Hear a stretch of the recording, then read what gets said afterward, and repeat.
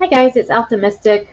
I don't know what had just happened because my internet was fine and everything was going good, but YouTube kept saying that it was trying to reconnect. But my internet was fine. I checked other sources. I checked, pulling up Google and checking my connection. Everything was good. So it was definitely YouTube. Um, but I am back.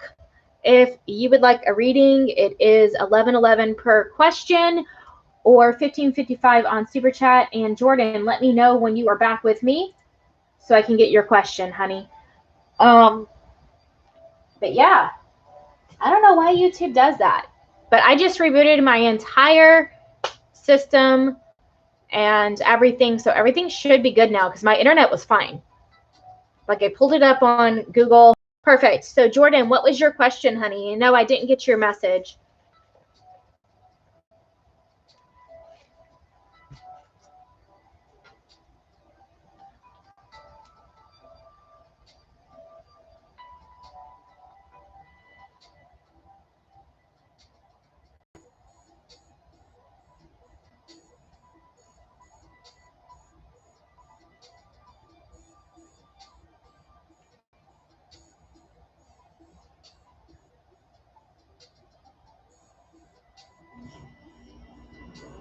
Okay. So Jordan, what is your sun zodiac sign and what is his initials and zodiac sign as well?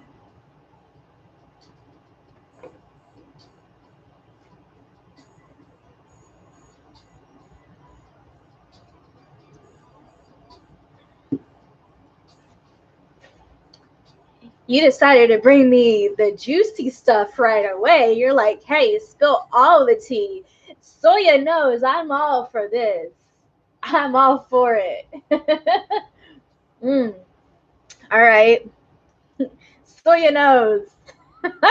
These are the ones that I like. I like the juicy, right?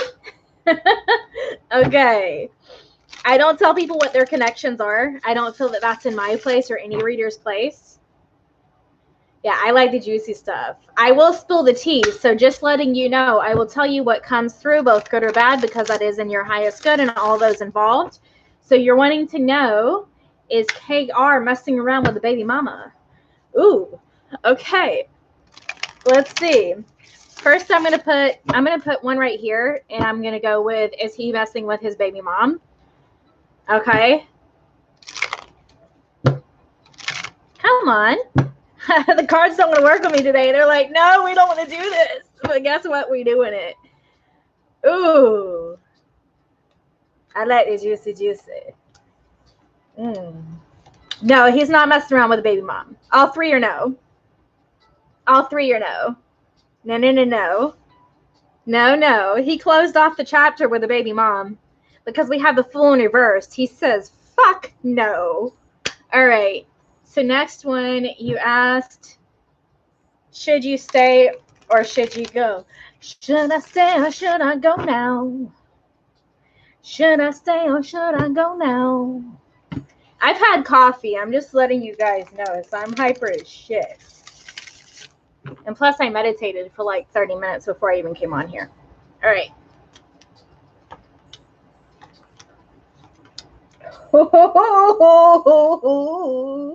Okay. You're not telling me something, Jordan. I'm going to tell on you. All right. So here's what I got. So first off, he's not messing around with the baby mom. He has closed that chapter in his life. He sees that there's no new beginning there or no fresh start ever, right? Because I have the Fool in reverse. He's also not communicating with her. He's only communicating with her. What I'm getting is he is only communicating with her for his son. He has a son, right? Because I'm feeling like the child has like a masculine energy. If it's not a son, it's a female, but she's a tomboy. Okay. I'm feeling a child's energy that is masculine. So he doesn't really talk to her. I have the Ace of Swords reversed too. Like there's a lot of secrets and lies between both of them. Okay, so he has a daughter and a son. I'm probably picking up on the son, or I'm picking up on a daughter that is a tomboy. because I feel like that's his favorite. I'm just letting you know. He's more attached to that energy. And that's the only reason why he messes with her.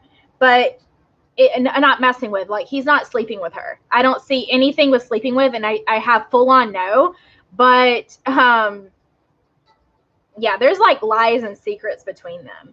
But the reason why I said I'm about to tell on you is because you asked me, should you stay or should you go? I have a no and a yes. Okay, so I have 2 yes and I have 1 no.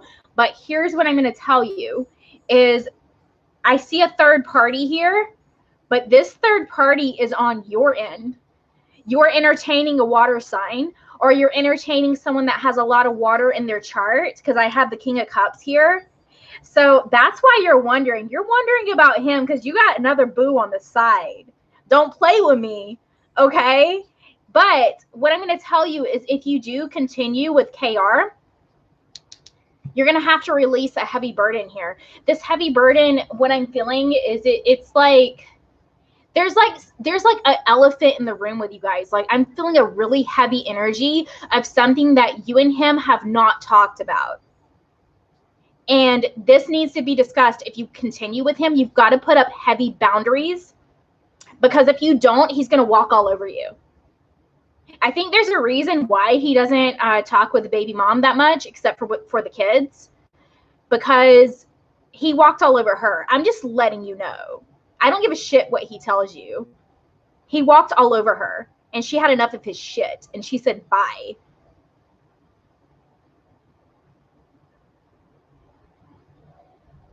Yeah, yeah.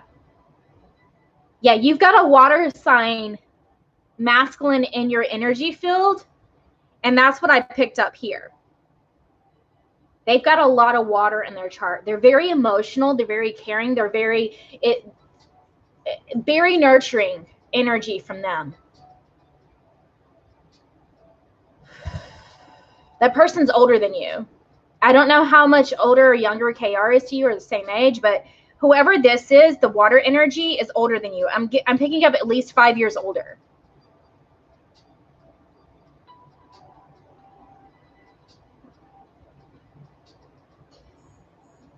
Well, here's what I'm going to tell you about children, because I'm a single mother myself, and this is just advice, okay? Okay, so KR is younger than you. Whoever this water energy is older than you, at least 5 years older. But I don't know if he's a better fit, because I'm only answering the question that you asked. And actually, it was 2 questions in one. But since you were patient with me, I decided to answer both. But I usually only answer 1 question per payment. But yeah. Okay, you guys have been together 2 years. I was going to say, if it's new, I don't bring anyone around my son until I know it's serious. But 2 years and you haven't met his children or his family, that's red flag. There's definitely secrets, and the secrets have to do with whatever's gone on between him and the baby mom. What he doesn't want to tell you is that he walked all the fuck over her. I'm just letting you know. She's not the bad person that he makes her out to be. I do not feel a bad energy from her, because I'm connecting from her through him.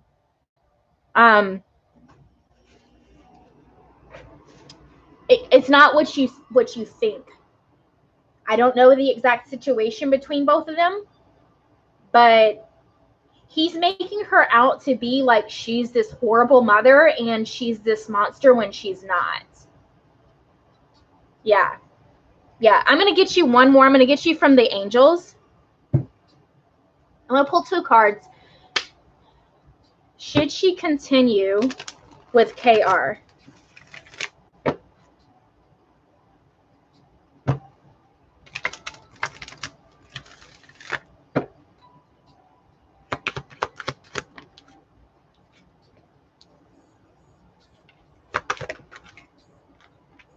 They don't want to tell me a yes or no, but here's what I'm getting is that if you don't continue with him, because that's what I concentrated on here, right? You'll have a lot of opportunity elsewhere in love, but you need to start meditating. You need to use your own guidance system, your own intuition. And I teach this. I teach people to not be dependent on me. So I can tell you this. Like, I'm not like other readers. I'm not going to keep you I'm not going to keep you like addicted and keep coming back to me. I want to teach you how to use your own discernment and your own intuition, because that's the best guidance system that you have. No, the ring on her finger is with someone else. She's done with his ass. I'm just letting you know. Like, she doesn't want him either because of shit that he did to her. There's shit that he did to her that he's not telling you.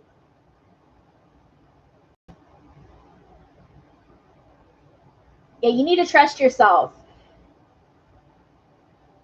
Yeah, if you want to do the story reading now, because it's the same, it's basically the same price as one question here. I'll do another question for you. If you want to do that here. If you have another question, I can do it here. Because honestly, my story readings are short and simple. Like, I don't put much detail into them. Whereas here I do, because it's live and I enjoy it. I enjoy talking more than I do typing. I'm just letting you know. Yeah, because when I do the story readings, it's only for when the story is live. So stories only last for 24 hours. So while the story is up and you can put your information in there, that's when I'm doing it. But if you want me to do the story reading right now, like if you want the question right now, I can do that right now. That's what I'm saying. Like, I'll answer it here live for you if you had a question. Otherwise, my story readings, I change each week. So last week it was about the full moon. This week, I'm not sure what I'll be doing. It's whatever you want.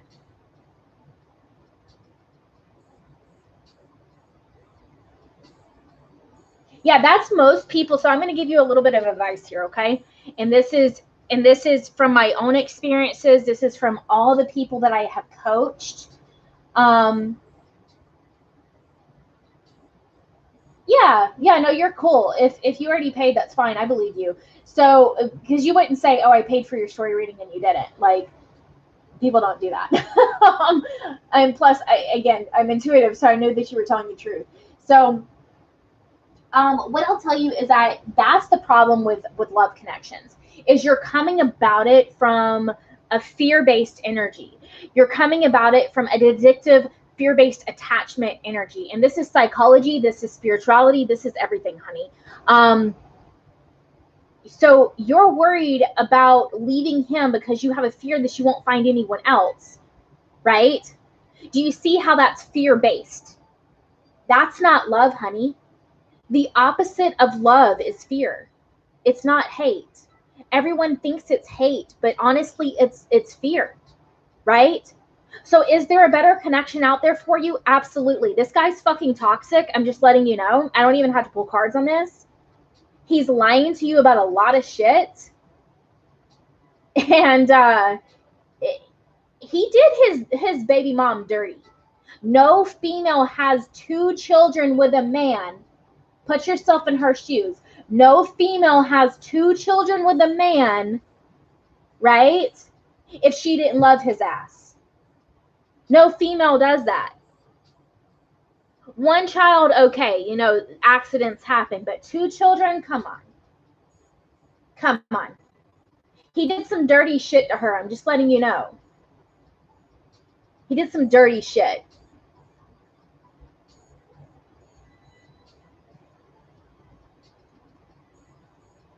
Right. He did some dirty shit. I don't know what he did, but he did some dirty shit. But I want to see something really quickly. I want to, because what you really need, I'll be honest with you, because I just answered your question as far as, is there a better connection out there for you? Yes. I already feel that. But that better, you're not healed right now, sweetheart. And this is what I go into. I'm healing based. Okay. One thing I will tell you is I've been single for 2 years. I've been celibate for a year. So I actually live what I preach. Okay? Yeah, get rid of the twin flame label. Get rid of the twin flame label. It does not fucking matter if he's your twin flame or not. That doesn't matter. Okay? That does not matter. So here's what I'm going to pull for you. So, because I did answer your question and I answer that intuitively. Because I answer intuitively or with tarot. I don't need tarot to answer questions, to be honest with you. I'm going to pull what you need to work on. What you need to work on and heal to actually bring in the right connection for you. I do feel that King of Cups energy, I like that King of Cups energy. It's an older guy. He's at least 5 years older than you. And he's so much of, he's a better energy for sure. I don't know if he's your forever person, but he's a better energy. Yeah. Okay. Yep. Yeah, you got to trust your intuition. You are not trusting your intuition. I already said that. Buddy. Okay.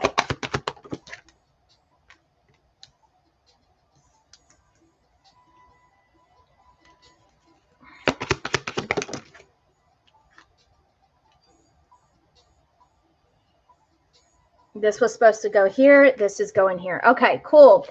So here's what we got, honey. You got a couple of chakras blocked. And that's the main issue here. But also, you're going about love in the wrong way. And I already said that. You're going about...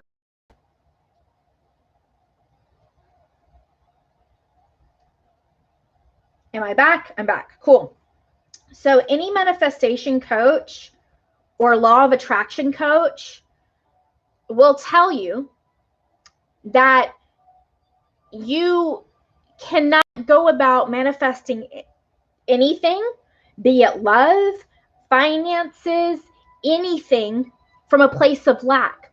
Because you're going about it out of a fear-based energy, a place of lack, that's all you're going to attract more of. Like attracts like. So if you're in a fear-based vibration and a fear-based energy, you're going to keep attracting what it is that you don't want and that you fear.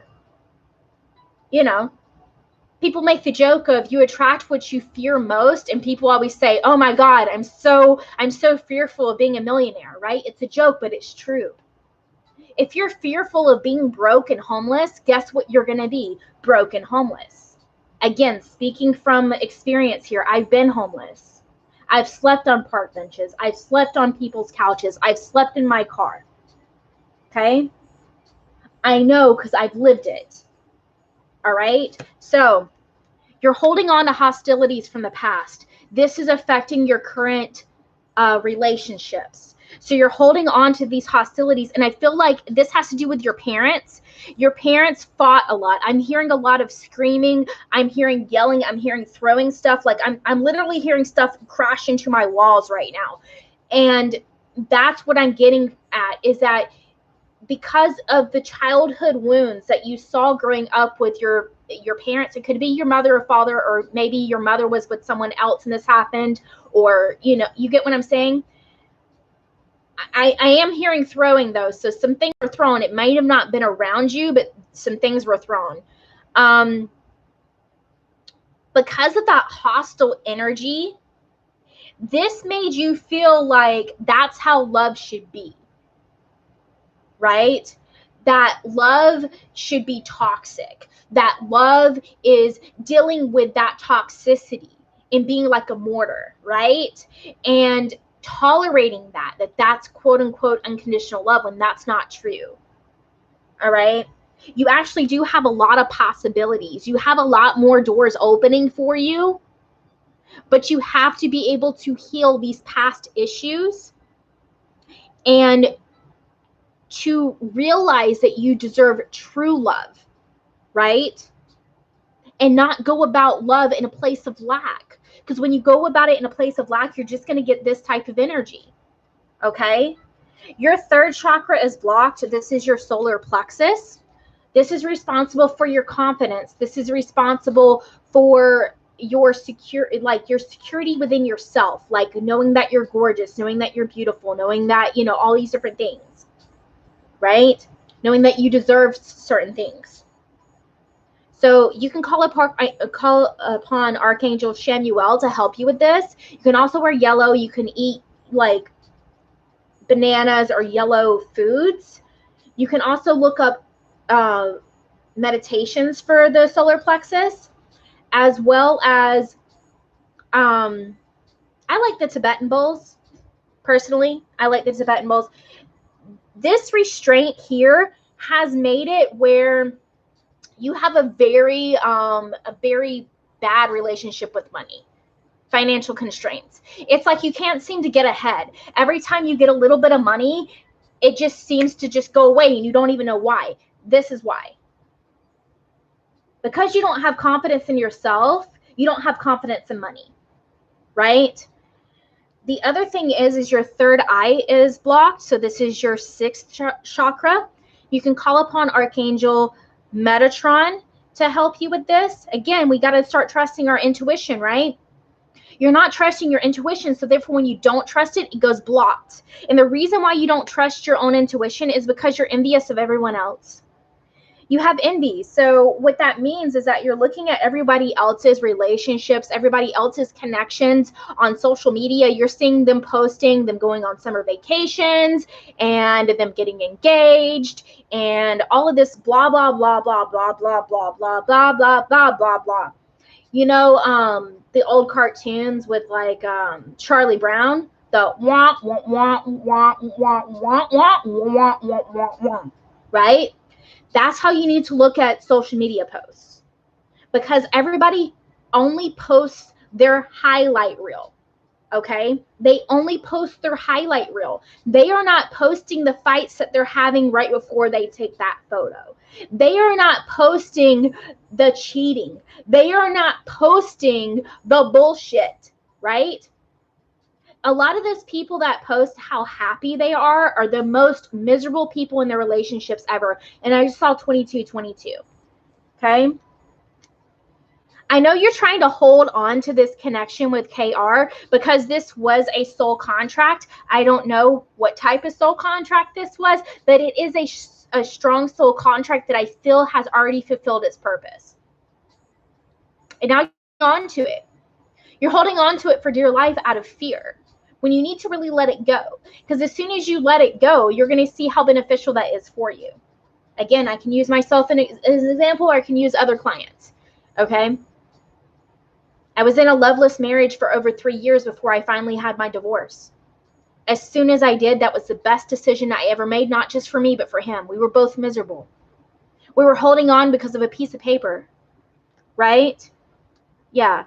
I feel like you're holding on to it when really you don't need to anymore.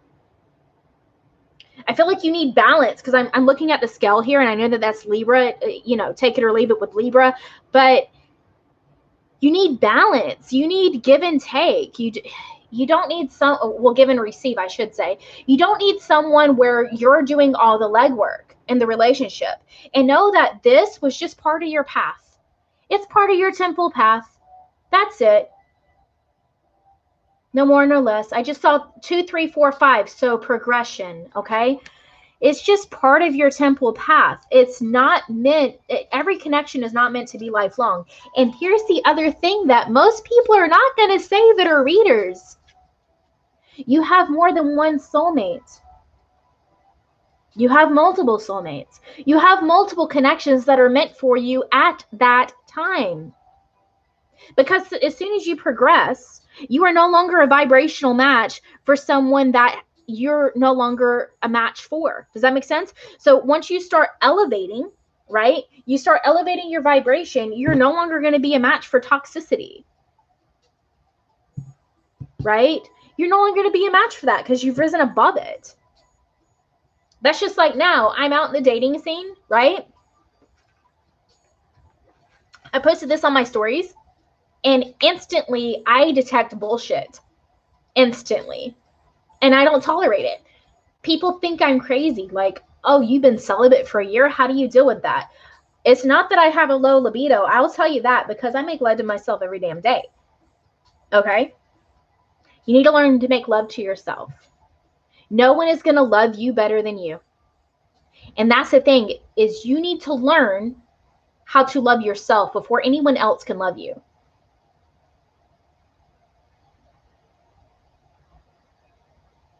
That's your own mind. That's your ego.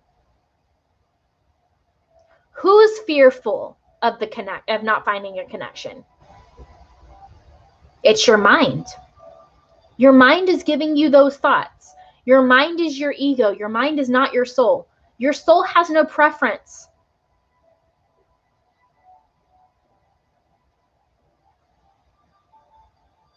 Well, everybody likes human touch better, but every time that you have sex with somebody, you are exchanging energies with them.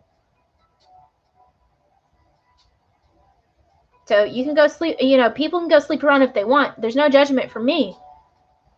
But I'm just letting you know, you're taking on that person's energies, good and bad. So if they're unhealed and they're toxic, you're taking on that energy. So you can heal yourself all you want, but if you're taking on that energy, it's just going to bring you down. So, and I'm not just talking about toys. You need to connect with yourself. Just you. No toys, no vibrator, no nothing. Just you. I know people tell me I'm crazy. Okay? That's fine. You only need yourself. And the thing is if you want to be with your twin, you can be. If you want to be with a soulmate, you can be. It's all up to you. There's no right or wrong. They're just different connections. That's it.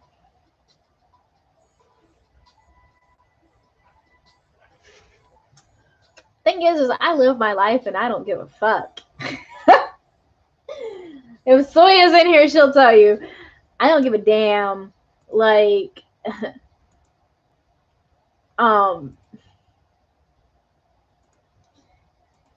yeah, I do my own thing. Don't nobody tell me what to do. Like, I love it. I absolutely love it.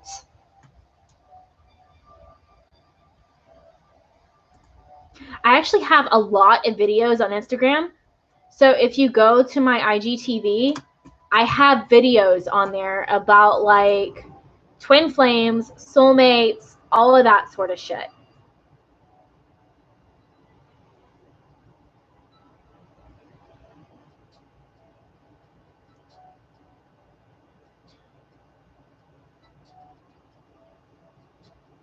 Yeah, I know. You freaking Leos drive me nuts.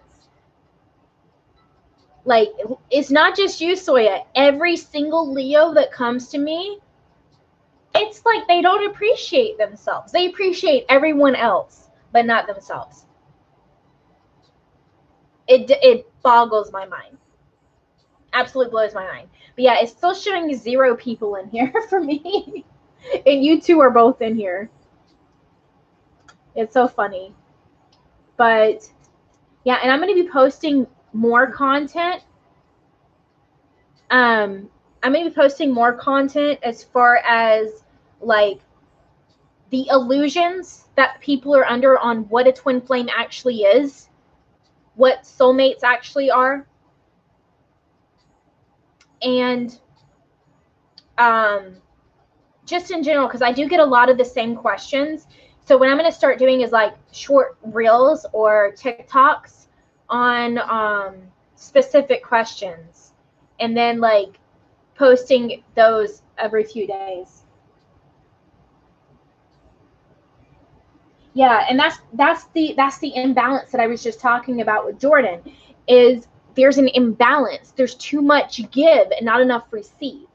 And if you resonate with being a feminine energy, okay, feminine energy receives.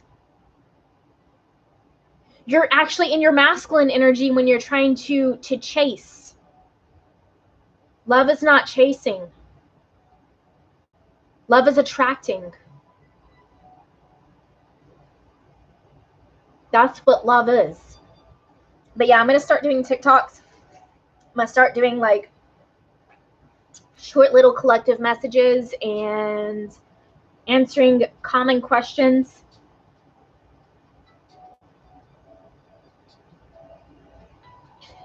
So one of the key differences, I'll go over it really quickly, but I go into more detail on my my IGTV videos. Is your twin flame is you. You're the same soul.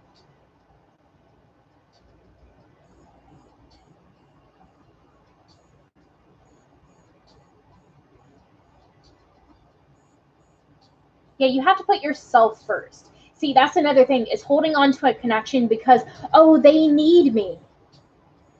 Does that sound like love to you? Just asking, right? They need me. They're going to be devastated without me. That's not love. That's not. That's addictive, fear-based energy.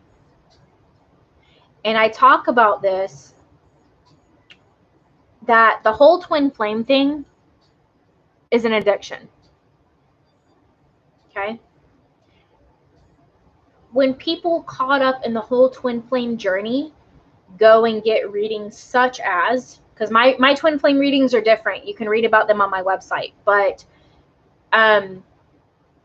when they go get twin flame readings and their questions are, how do they feel about me? Are they still with their karmic? That's addictive energy. Why would you care if they're still with someone else? Why would you care about what they feel about you? Why would you care about what they think about you? That is addictive energy. It's codependency. It's insecurities. And it keeps people in an addiction. I've met people that have been obsessed with someone they thought that was their twin flame, and possibly they are, I don't know, for over 20 years in separation. And they get reading after Reiki healing, after twin flame course, after this, after that. That all feeds in bullshit. They come to me and I slap them with fucking reality. And usually they wake up. 90% of the people that come to me wake up and get out of that illusion. They start healing. And they start being a lot happier. And a lot of times, they attract in the right partner. I've been going on dates the last few months. It's just, I haven't met the right person yet that fits my standards. I've met a lot of amazing guys. But I'm not going to settle. And, you know, I'm well in my 30s. I'm not a spring chicken. I have a 16-year-old, if that helps you out. And I'm not going to settle. Why? Because I love myself. I know what I bring to the table, and I want the same.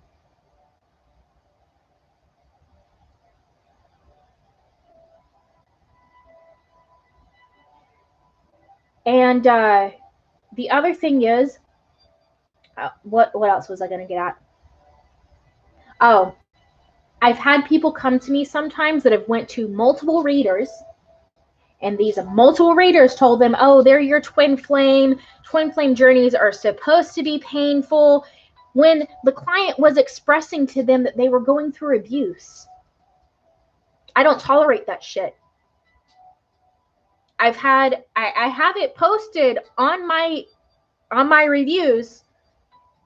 I'm not going to say the client's name, but they came to me last year in October when I first started all of this. Okay? And 5 or more readers told them that this person was their twin flame. Twin flame journeys are supposed to be painful. Da da da da da da da da da. They had a child with this person, right? But this person almost killed them. Listen to what I'm saying. All I had was names and birth dates. That video of that reading is still on my private YouTube videos. If the client ever wants, I can share it. I think it would help other people, but I don't push that. I literally broke down crying in the middle of that reading. I literally broke down crying in the middle of the reading. All I had was names and birth dates. I broke down crying because I was feeling the pain.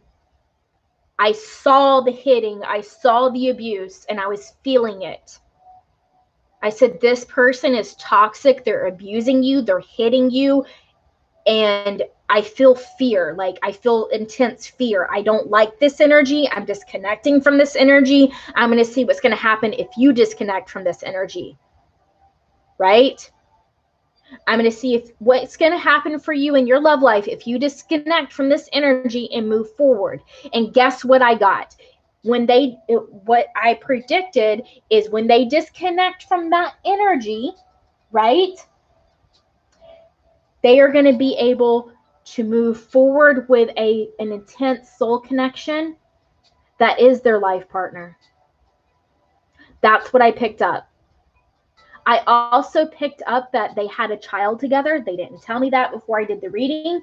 And I picked up that, excuse me, that they would win the custody case. I don't always do legal stuff, but if it comes out, it comes out. I saw them getting the child, right? And the other person not. That client emailed me and said, you are the real deal.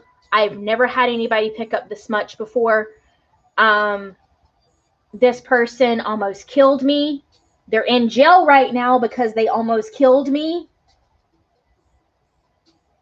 And every other reader told me this is my twin flame and I'm supposed to take them back when they get out of jail. This person's in jail for almost killing someone. And they're supposed to take them back. No, fuck that. And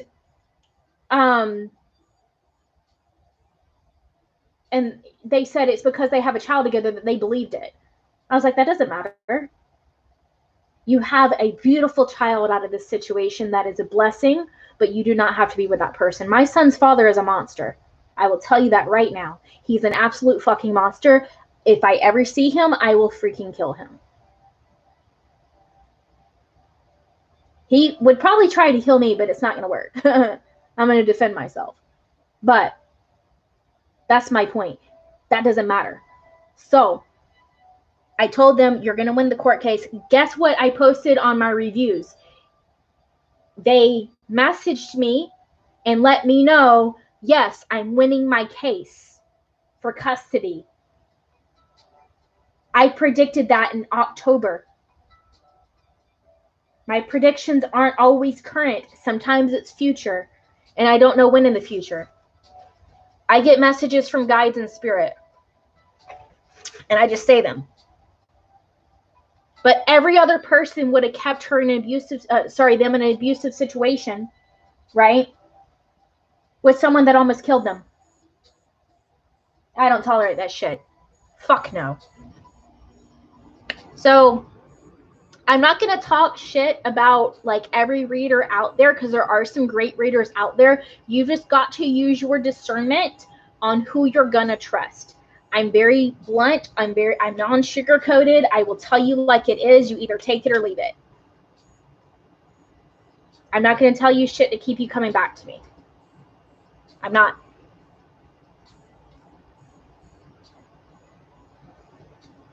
I'm not going to do it. And yeah. But I have helped a lot of people, not just with readings, but with my coaching. A lot of my coaching, I end up coaching people on manifestation. I coach people on healing, like what I shortly did today.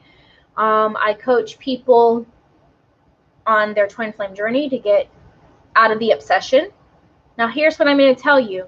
Yes, I do have clients that are physically in a relationship with their twin flame, and I have others that decided they wanted a soulmate. There's no judgment from me.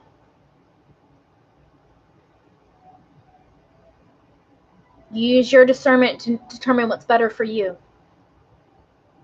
Me personally, I don't want my twin flame. I met my twin flame in 2019. It was right. He was a catalyst for my second awakening. I don't want my twin flame. I want a soulmate. I want a deep soul connection, what I like to call my divine counterpart, because to me, a divine counterpart or a divine partner can either be a twin flame or a soulmate.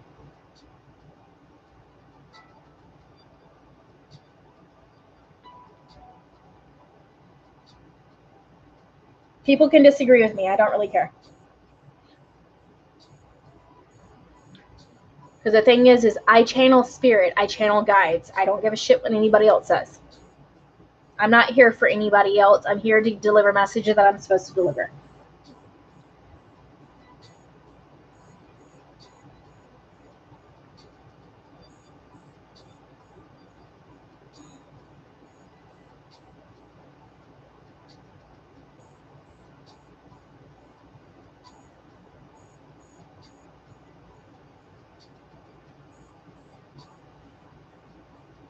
Hey, and that's fine. You know, whatever you want. Here's what I always tell people. Disconnect the label. Take what you know about twin flames away, right? Or what you've learned in the collective, which most of it is bullshit anyway, right? Take away the label. Take away what you know about twin flames. Would you still choose that person?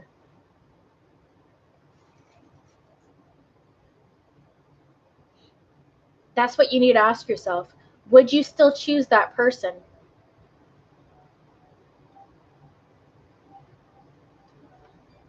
That's usually when you have your answer.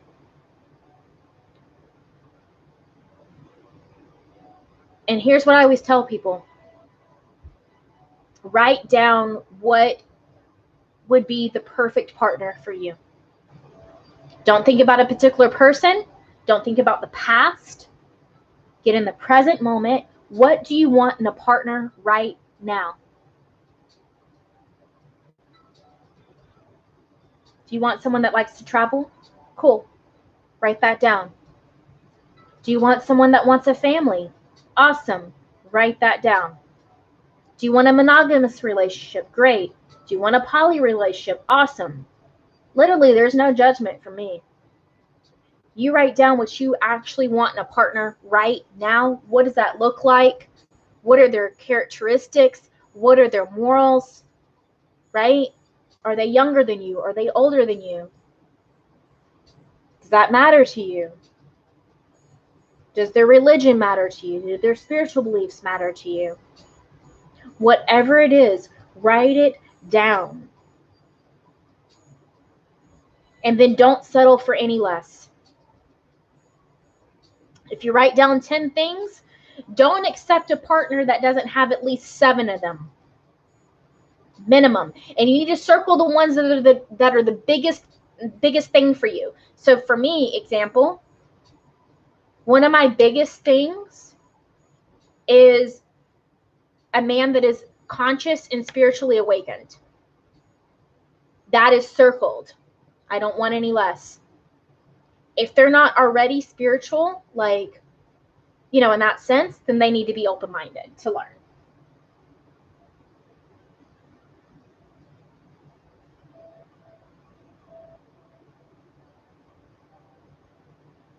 Yeah, I've heard that a lot too, Sindel. And honestly, I have seen that.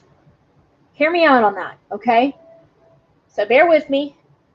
And this was way before I even met my own twin, okay?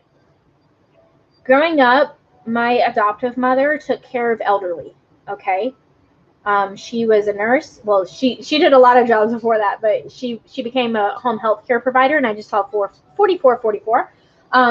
She became a home health care provider, and she used to take care of old people, right?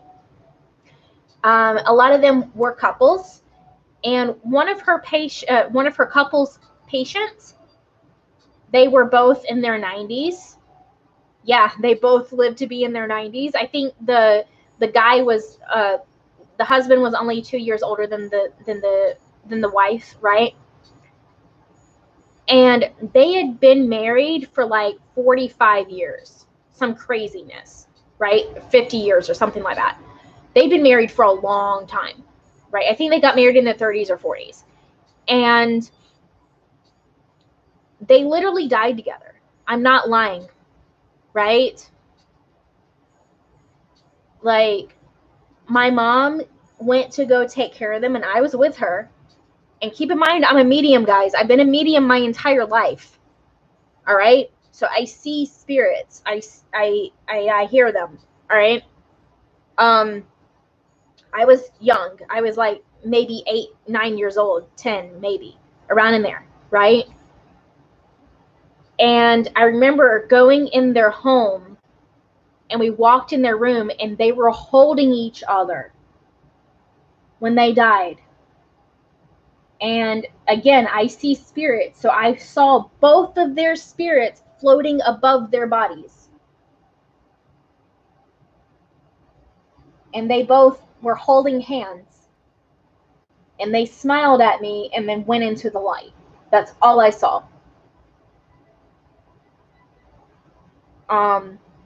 So I think that that is true for some twin flames. Okay? I believe that they were twin flames. I do. It's when your soul has advanced to that level,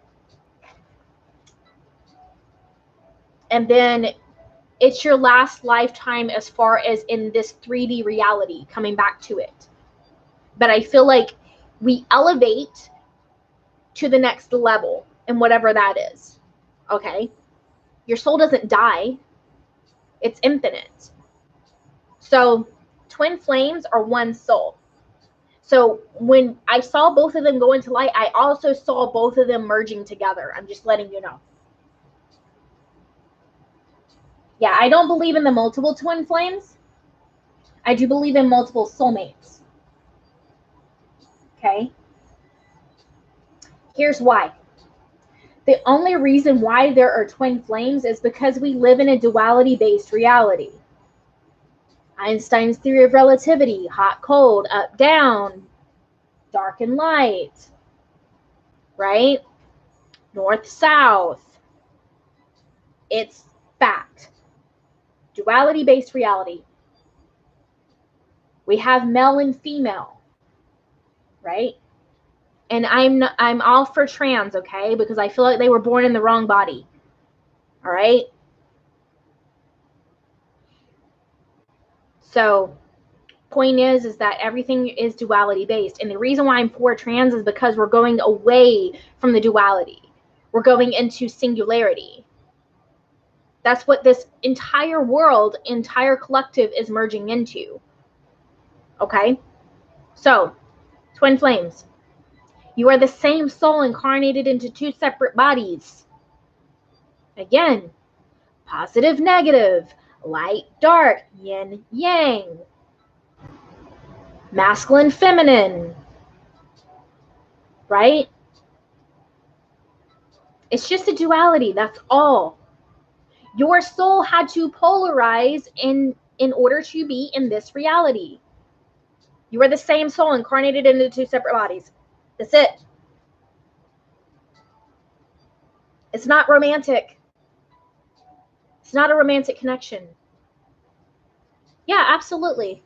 If you're ready for another question, I am ready. But soulmates, a soulmate is anyone other than you. Your twin is you, right? Your twin flame is you, and everyone has a twin flame. The people that say, oh, there's like only a certain amount of twin flames is fucking full of shit. That's not spirituality. That's not true spiritualism. That's bullshit. It's ego-based. It's ego-based to think that you are we're special and we need to get into union with our twin flame so that we can share our love energy and heal the world. Do you know how ego that sounds? Come on. I'm being funny, but it's serious. Like, It's ego. It's straight ego. That is not soul. The soul has no preference. Here's what I'm going to tell you. Your soul is also spirit, God, universe. Ooh, I'm blowing people's minds right now, probably. All right? You are God. You are goddess. You are source. You are spirit. You are universe. Whatever you resonate with, you are that, having an experience with yourself. You are viewing the world through you. You are the creator and the observer at the same time. This whole reality that you're living in right now is an illusion. Everything is an illusion.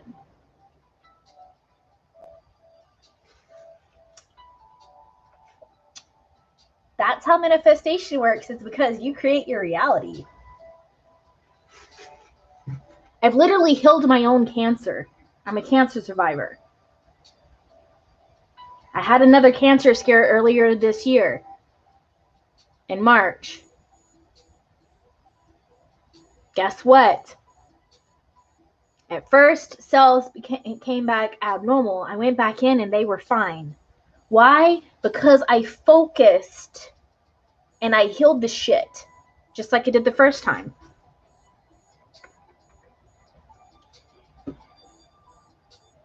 I never went through chemo because I healed myself.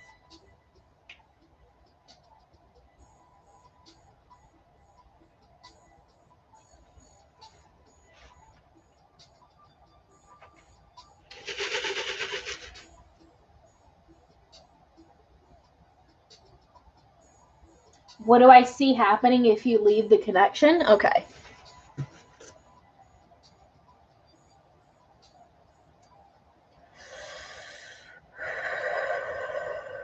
You'll be so much happier. Right now, you're so stressed out. Like, I feel like so much stress and anxiety with you staying there.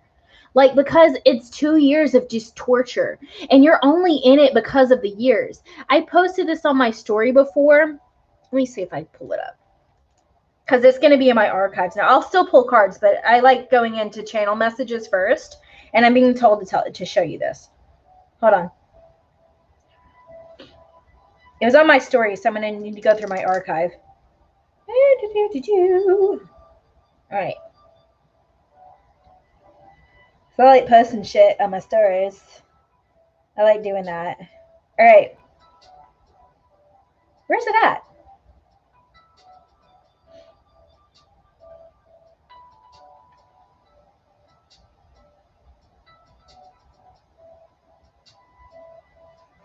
If I can't find it in the next second, I'm going to say, fuck it. And I'm going to, like, just ablet it. Because, yeah. All right. I don't know the exact post because I'm not finding it. And I don't feel like scrolling and scrolling and scrolling. So, it was basically, like someone, I remember it was two famous people. It was, I think, P. Diddy and his, like, ex, that she was with him for 10 years. Never married, right? And was holding on to that connection just because of how long it was. But as soon as she left that connection, she met someone, was married and pregnant within, I think, 2 years. Yeah, Cassie. There we go. See, Sawyer remembers. I don't always remember the name of celebrities because, again, I focus on energies, not people's names.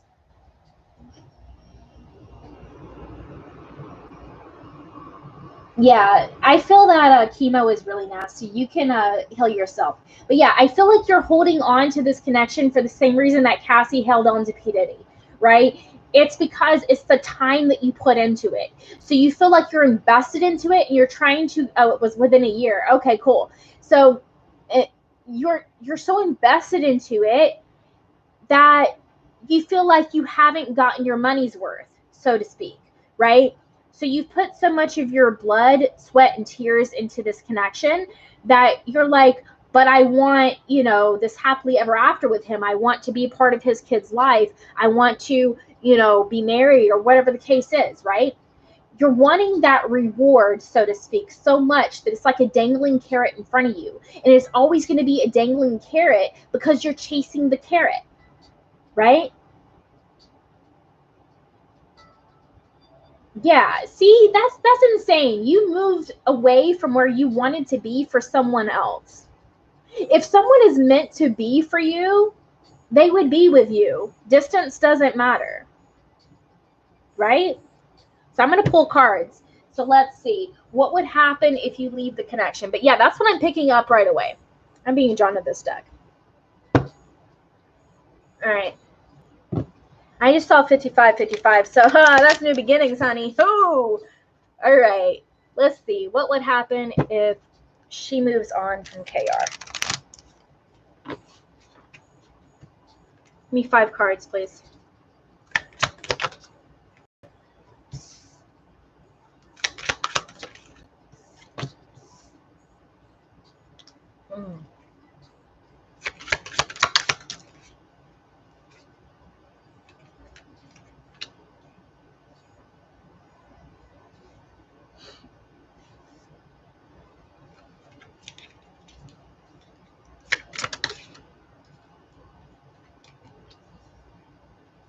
Okay. I'm going to get from a different deck because I'm going to get some more on this. But here's what I got, honey. You're just going to continue to go through tower moments the more that you hold on to this connection. The more that you hold on to this connection, the more tower moments that are going to happen. It's going to keep happening even more frequently to try to push you out of this connection. Okay? You're having a hard time walking away because you're having a hard time making a decision. You're at a crossroads. I see you at a crossroads here. As you see, she's kind of got her foot still touching here, but she's holding this rod here, and she's got the world over here that she's looking at. And she's also looking at out the window at what are the possibilities for me, right? So it's like you're still holding on here to both possibilities. And I'm hearing you've got to make a decision. But the longer that you hold on to this, the more the tower moments are going to happen. And this, honey, is doing nothing but taking you out of your Empress energy. I have the Empress reversed. You're never going to have a child with him. I'm sorry. This is what I'm getting.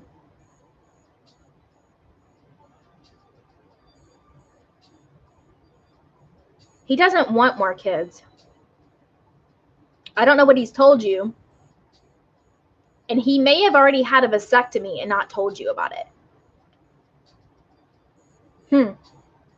I told you there's secrets that you don't know about.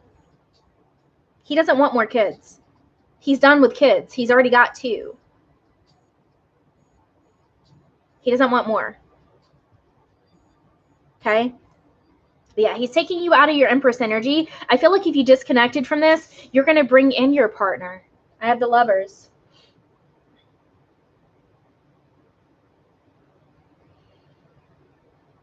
Yeah. Oh, I get a good energy. I just focused in on this Lovers card. And the person that you're meant to be with, as of right now, like where you elevated to, because I can't tell you whether someone is lifelong or not, okay? No reader can do that, okay? But who you're meant to have a child with, or who you're meant to marry, or like it's like a woo. This is a stronger connection, girl. Woo. He's older. You see the gray in his hair? I told you, he's older than you. The person that you're meant to be with is very wise. I'm getting at least 5 years older than you. Darker skinned than you. I don't know ethnicity, but darker skinned than you.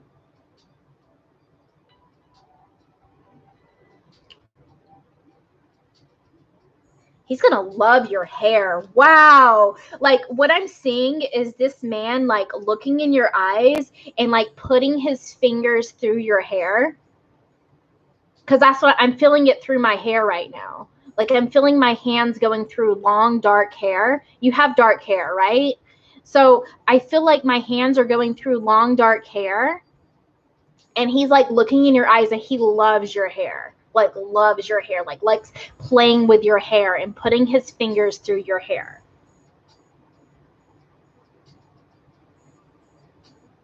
That's who you're meant to be with. This is an older man than you.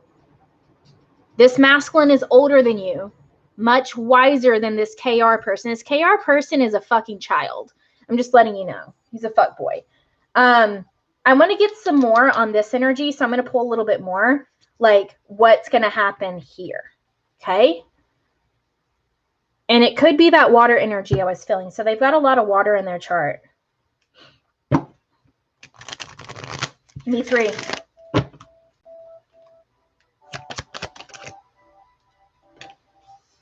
Yeah, there's going to be a strong attraction with this person. You attract romantic love by enjoying this moment fully. You've got to get in the present moment. Stop focusing on the past and stop worrying about your future. Because this man right here, he's going to propose to you. Engagement. Your love life is ascending to a higher level of commitment. This man will commit to you. KR is not going to commit to you because he's a fuckboy. But this man will. And I asked for 3 and 4 came out. I'll take them. Here's one thing that you got to keep in mind, though. Okay, this man right here, there may be religious factors. Your love life is influenced by your religious upbringing and spiritual path. So he might be a different religion than you're used to. Be open-minded, because religions are all just the same. Okay, religions are all just the same. So it doesn't matter, like, let's say, example, you're Christian and he's Jewish. It doesn't matter. It's all the same shit. Okay? Allah, God, Jesus, Buddha, it's all the same. They're just labels. It doesn't matter. Religions are all the same. They just have different rules. But the actual core to all religions is the same. You need to flirt with this person. Flirt. Extend your lighthearted energy to others. Yeah. Yeah. A lot of flirtation here. Ooh, he's got Gemini energy too. Ooh, okay. Okay. All right. He's very flirtatious. Like, he's got Gemini in one of his main 3. That's what I'm feeling. Like, either sun, moon, or rising. There's Gemini there. It could be his Venus too. Yeah, it could be his Venus, because I'm feeling Gemini energy. Gemini is like to flirt.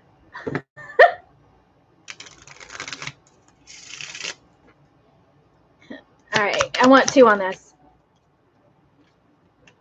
Yeah. This situation with KR, and this is what I felt. This is an empath and narcissistic paradigm. Girl with a snake. Empath and narcissistic paradigm. Being charmed or used enable boundaries. What did I say before when I pulled tarot before? I had the 10 of Wands reversed. I said that you've got to put up boundaries. You are not putting up boundaries with KR, so he's walking all over you just like he does his baby mom. Or he did. Right? You need to look up covert narcissists. I feel like KR is a covert narcissist, so you're not seeing it. Oh, yes! Oh, buddy! Buddy, oh my God, I love this. Look at this. Look at this. Look what landed. It landed right on the Lovers. Like, both of these cards landed on the Lovers card. Look at this. Ooh, I'm shaking.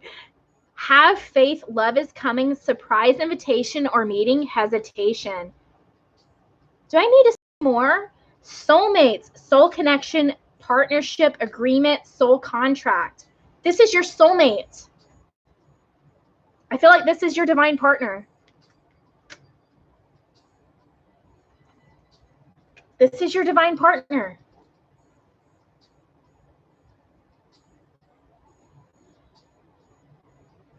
Divine partners and divine counterparts are not always your twin flame. So the main factor that I tell people, if they're deciding if they want a twin flame relationship or if they want a soulmate relationship as their divine partner, because really it's up to you, is the only way to be in a twin flame physical relationship, because I do have clients that are, okay, and I help them with this, is you have to be okay being by yourself. If you are not okay being by yourself, you are not going to like a twin flame relationship. Because once you are balanced and you no longer have fear-based energy, you are in Zen, neutrality, balance, singularity. No duality, no hot and cold, no up and down, no intense feelings. Being with your twin at that point is like being by yourself. So if you want the duality-based love, you want the intense feelings, you want the intense romance, that's a soulmate. That's someone other than you.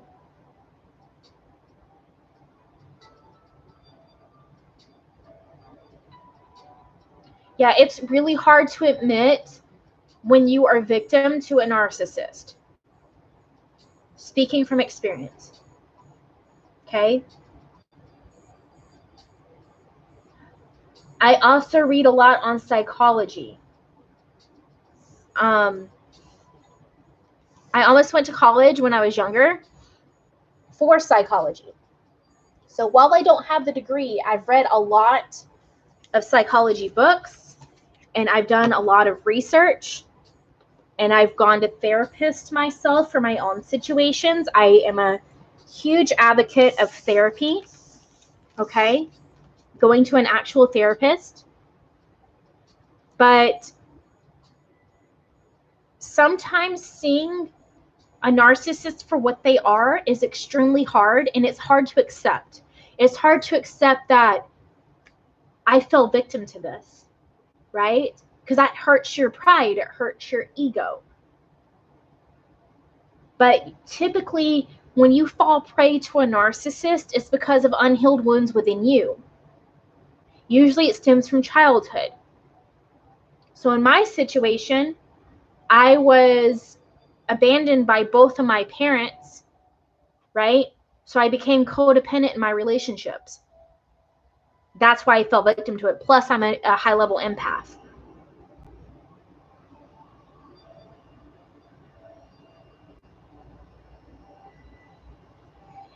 It's not about someone waiting for you.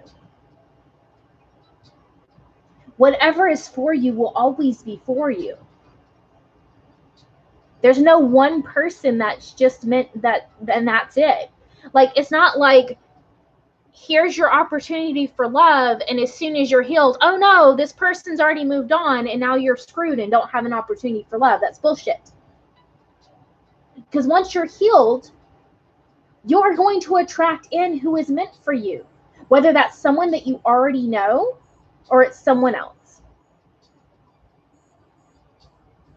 What is for you will always be for you. There is no ruining it. The only way that you ruin it is by staying in a low vibration, is by staying in the toxicity. That's the only way. But if you elevate, you can never go backwards. That's just like now, the reason why I've been celibate for so long is because the thought of someone touching me that isn't in a vibrational match for me literally makes me want to puke. You'll get to that point. You will. You will get to the point that the thought of someone touching you that is not in a vibrational match to you once you heal more. I'm not completely healed. No one is completely healed. So I constantly work on myself. Okay?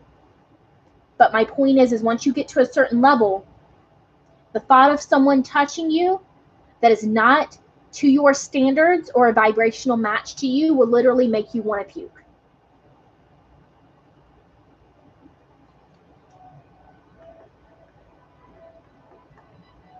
I'm a huge advocate of therapy. There's a lot of affordable options out there now, a lot of apps where you can text with a therapist that's, a low cost per month. So definitely check into stuff. Like, I personally use Talkspace. A lot of people that have been with me since the beginning, such as Soya, knows that I lost 5 family members in the last year. Okay? I'm not saying that for sympathy. I actually don't like sympathy. I'm saying that so you can understand that I understand pretty much every situation you can throw at me. I can relate. So because of that, I went on Talkspace and I text with a therapist, right? I forget how much it is a month, because when I was at my corporate job, they paid for it and I have it for the rest of the year. But I know it's affordable.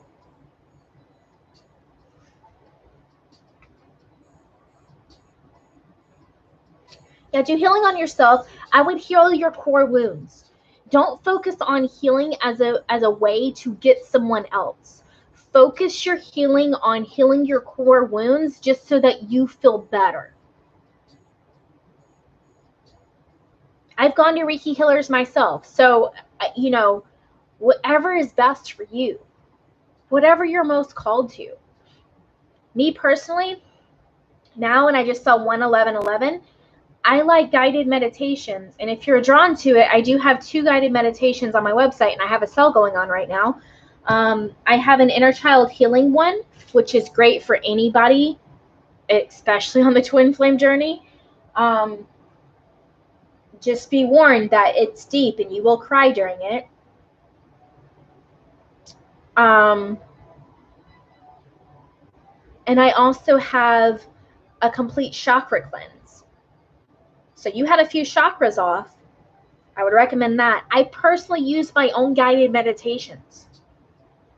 I have ones that I recorded for me personally because it helps me. I have ADHD to listen to something while I meditate. It helps me to go to no mind. I'm a shaman. So I'm actually a natural born shaman. That's why I've been through as much as I have, because I have to experience the things that other people come to me for.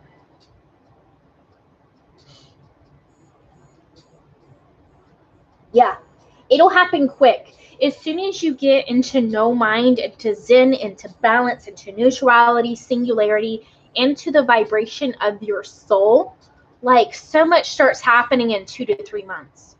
So much. I remember when I first started doing that, like I first started like meditating and like getting into balance, things changed within a month. I'm not even joking. Like my entire situation started to change within a month. Like my finances, my relationship with my son, a lot of past relationships, resolving the issues, right? Like all stuff just started happening. And I didn't have to chase for it. It came to me. I say this story a lot. Soya knows it. Is early 2020, because of my twin flame situation. I was in over 30, not 30,000. Yeah, I was over $30,000 worth of debt. Okay? I was in over $30,000 worth of debt. Like, living paycheck to paycheck, this is embarrassing. But I didn't even have the money to give my son $35 until my next paycheck, which was a week later, to go get a bus pass because he lost his bus pass to go to school. That was my breaking point. I went from that situation that was around February 2020, to by September 2020, all my debt paid, and the amount of debt that I had, that in savings. Yeah, I had over $30,000 in savings by September.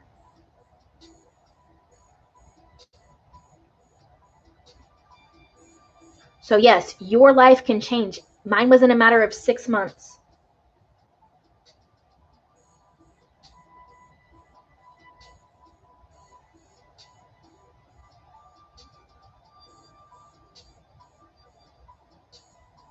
Yeah, if you're drawn to it, like I said, I have 2 guided meditations on my website. I have a complete chakra cleanse, and I have an inner child healing.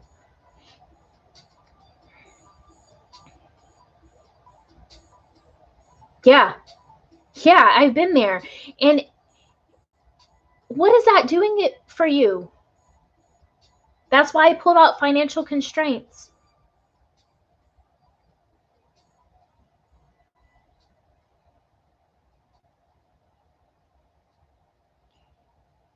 And again, this is out of love, sweetheart.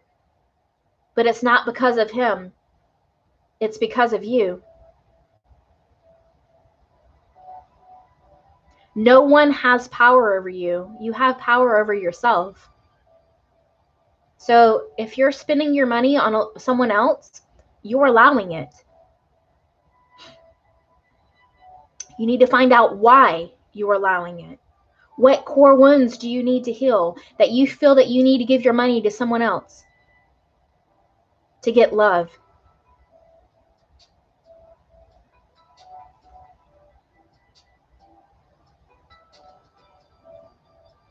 Yeah, and so yeah, that's amazing. That makes my day hearing that. Because I know you just recently had your surgery, so once everything settles, you're gonna feel so much better. I know you're going through your cramps and stuff right now, but you're gonna feel so much better once everything settles.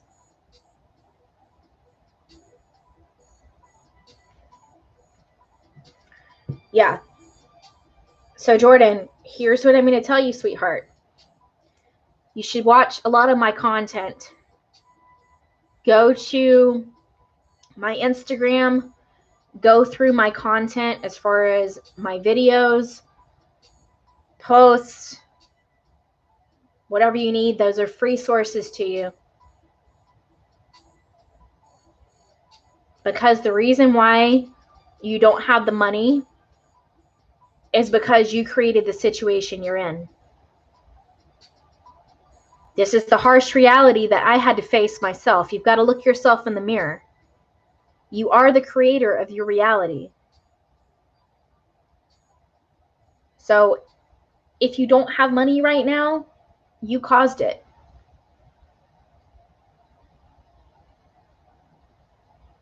Right? I caused it last year. Right? I caused it because I was addicted to the whole twin flame thing. It was an addiction. You talked about Star. You want a dose of reality? I spent hundreds of dollars with Star. Just with Star. I probably spent like $300-$400 on her stuff. It got me nowhere. Just on her. I literally spent thousands of dollars on the whole twin flame bullshit. Between different readers, healings, meditations, books.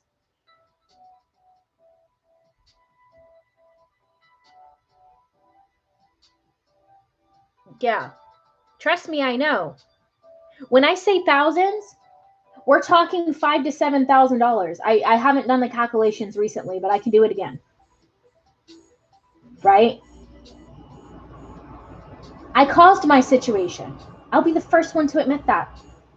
And because I was in such a low place, in that obsessive, addictive place, I wasn't performing the way that I should have at my job. And I was in sales.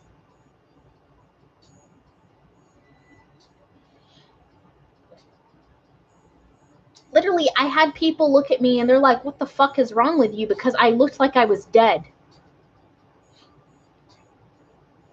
I know I'm in my 30s, but I get mistaken for in my 20s all the time. I get mistaken for sometimes 20, sometimes 25, depending on how I look that day. But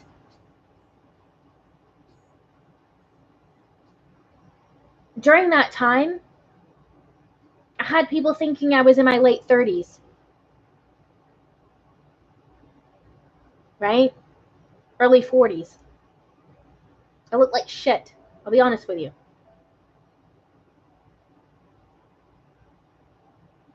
Yeah, it's an addiction. It is, and that's why I won't do it. I literally have had clients. This was before I made major changes to my content and major changes to how I do readings. You can go to my website right now, look at the description on my twin flame reading. None of it has to do with the other person.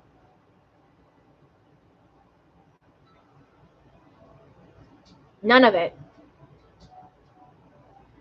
I won't tell you how your twin flame feels about you. I won't tell you what if they're karmic. I won't tell you if they, well, I will if you pay me per question, but not in that reading, I won't.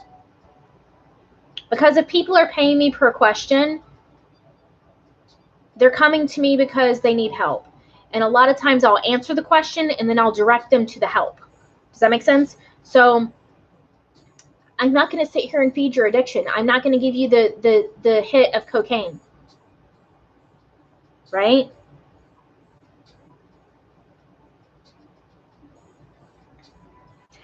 And as a massage therapist, okay, because I know a lot of massage therapists, I go to one myself that is amazing. You also work on tips. And when you're in a low vibration, right, you're not going to get tips. The clients that would normally tip you, $20 aren't leaving it anymore, are they? I know.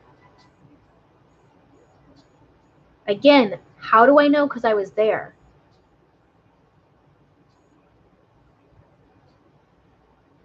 Yeah, I don't focus on the other person at all. I do when I'm doing relationship and turmoil readings, because that's a bit different. It's not a twin flame situation. It's like marriage is falling apart and stuff.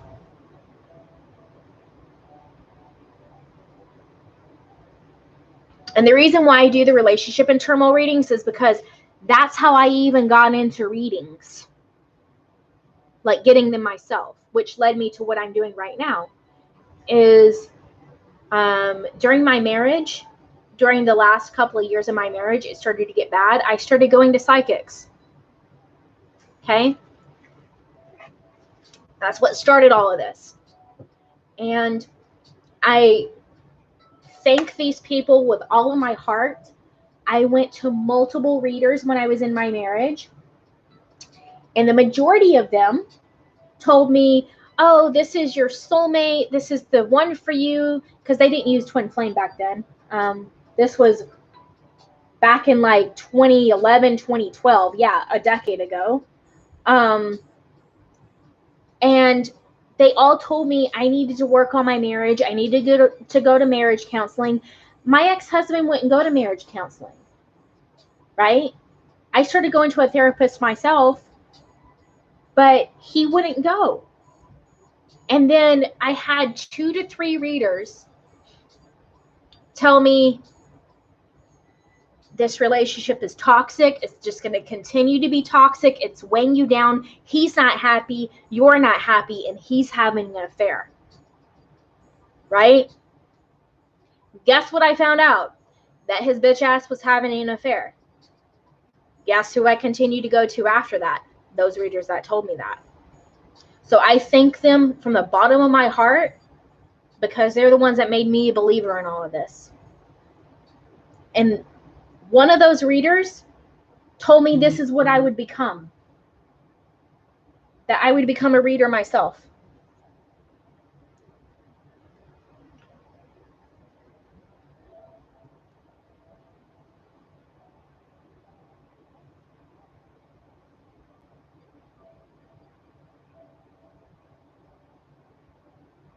Yeah, because when you're doing your meditations, you're going into balance. You're going into balance. You're going into Zen.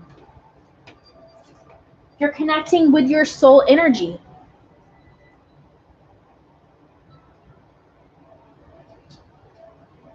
That's why.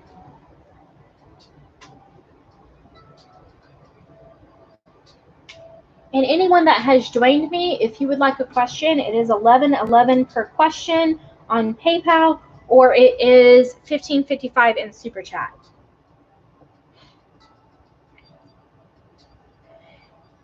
See, Jordan, there's a reason why I know this. It's because when I meditate and I do what I'm supposed to do, I get booked out with readings. When I'm in a low vibration, I don't. When I lost my sister over a month ago, I took a hiatus. I'm glad I didn't get any bookings. I know that sounds crazy, but I mean, I have enough money in savings that I'm okay. Like, that's what I was living on. I have no financial worries. Not one. I'm going on a trip next month to go across country to visit family. Between plane tickets and rental car and all the other stuff, you guys know how expensive all that stuff is. I'm paying over $2,000. I don't worry about it. I know I need to go because one of the family members I'm going to see, she's not going to make it much longer. I was already told that by one of my guides. So I'm pretty much going to see her to say goodbye. Not directly, of course, but energetically.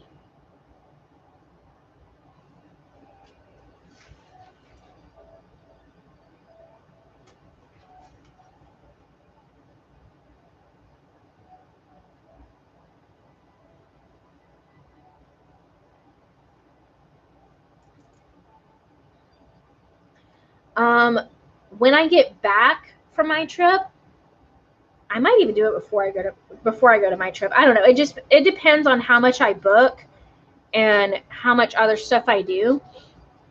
But I'm also gonna I'm gonna produce and post a money manifestation meditation, as well as, excuse me, a fear-based energy neutralizing meditation to help those on the twin flame journey.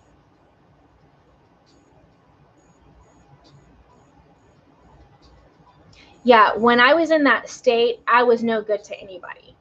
So I won't read if I'm not in a good vibration. I don't care if you booked with me, if I'm not feeling my energy, I will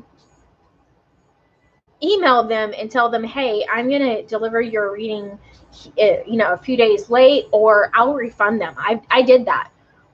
Someone did book with me while I was in my hiatus, and I refunded them. I was like, I'm not in a place to be doing readings right now. I'm refunding you. I will post on my social media when I'm ready.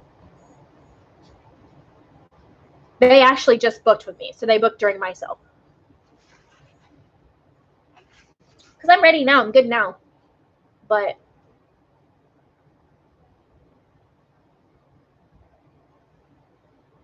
yeah. I'm going to show you guys something. Ugh. This is a notebook because I have a lot of these, right? I have a lot of notebooks that I just write in. Like, there's all types of like writing in here, right? I'm not going to show the pages, but like all types of writing, right? This whole thing, and I have like at least 5 of these, was from my twin flame journey. This was all like my dreams that I was having, the upgrades to my psychic gifts, and a lot of this was like the obsessive shit. Okay, and the only reason why I keep these is a reminder to how far I've come. Right? I mean, yeah, I could be like 7,000 or 8,000 or however fucking much I spent on the bullshit richer right now. But at the same time, I'm not upset over the money. And here's why. Because I would not be talking to you guys right now. I would not be able to help other people without understanding what they're going through. Right? I wouldn't be able to do that. I had to go through this in order to understand what people go through on this journey.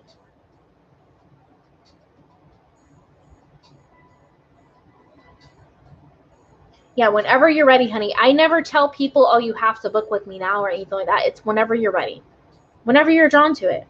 But yeah, I'm going to be working on, probably when I return, I might do it before then. I'm working on more guided meditations. But in the meantime, I am going to be, not tonight, because obviously I'm on here, and tomorrow I'm doing story readings. But I'm also going to start posting more educational content, for twin flames, for spirituality, just everything. And I know you mentioned someone that you had gotten, Jake Woodward. I think that I follow him now because someone else suggested that I follow him. I'm not familiar with him though. Let me see. I think I did follow him though.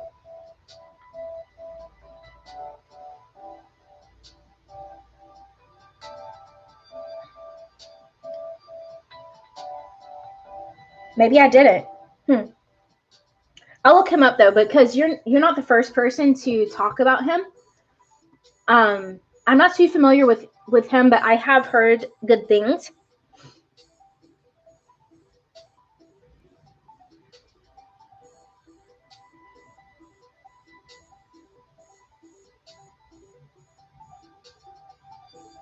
Wow. Did you write those down? Because I like writing down my dreams. So I have a notebook that's for my dreams. I have a notebook for like visions that come through. I have a manifestation notebook. Like, yeah, I have a lot, guys. Like, if you saw my room, there's like notebooks everywhere. You would think that I'm an insane person. It's a good thing that I live alone. I just live with my son, and he already knows my crazy. So those that are joining me, if you would like a question, it is $11.11 per question or $15.55 on Super Chat.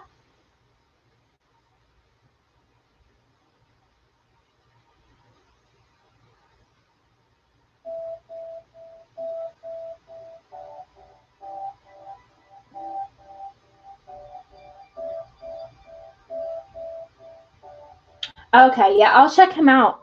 I thought that I was following him. Maybe I accidentally unfollowed him. It happens. Like, sometimes I go on a following and unfollowing frenzy because, like, sometimes I unfollow people when I no longer resonate with them, you know? I could have swore I was following him, though.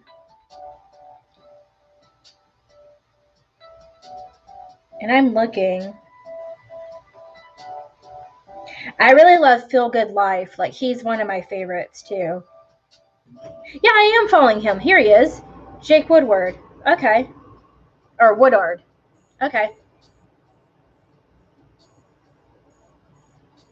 Yeah, I got him right here. Oh, this is funny. I'm looking at it, and he has 222K followers. I don't know if you guys can see that. 222K. That's awesome. I've been seeing 222 a lot, 555, and 333 recently. Oh, and 111 and 1111. So that's another thing, guys, is that synchronicities like that, angel numbers, has nothing to do with your twin flame. It has everything to do with your spiritual journey. I just saw 345. Ah.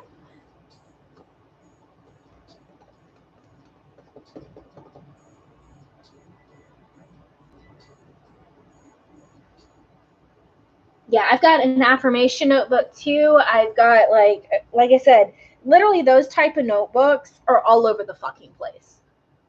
Like, that one's filled.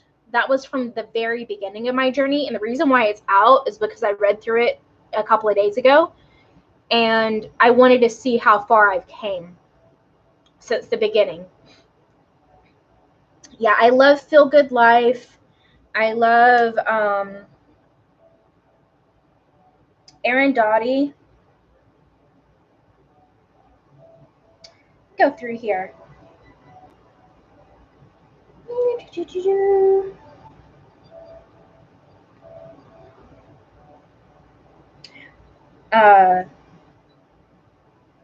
The holistic psychologist is a good one, Dr. Nicole LaPera.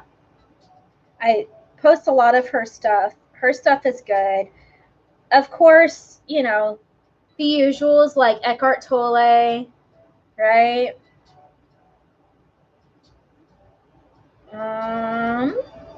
Abraham Hicks. Loving Me After We. So we talked about the narcissistic stuff, go to her page as well. You can go to my my page and go to the people I like. I post a lot of her stuff too. It's Loving Me After We is her handle. It's Ginger Dean. She's a psychotherapist and she specializes in like addictive, like fear-based attachments, right? As well as like narcissistic posts. You can check out her content. She has a lot of free stuff too.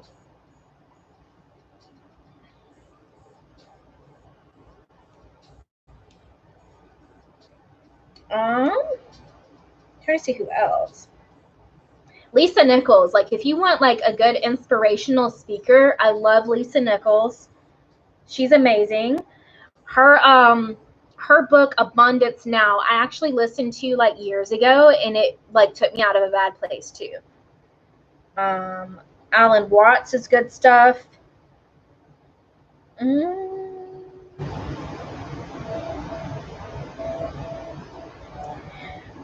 Excuse me.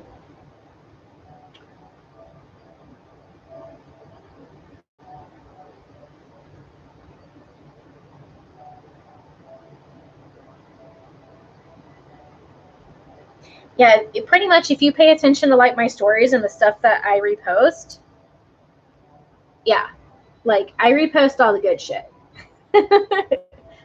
I don't post the bullshit.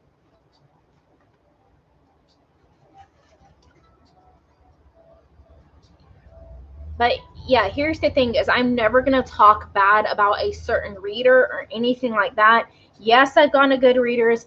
Yes, I've gone to bad readers. But everyone has good intention. I highly doubt that most of the readers out there have bad intention. Even the one that give like bad information, they have good intention behind it. And they actually feel that what they're sharing with you is going to help you, right? Because they're under the illusion themselves, right? So that's why I don't talk down on anyone. Like, I just don't. But I will tell you this.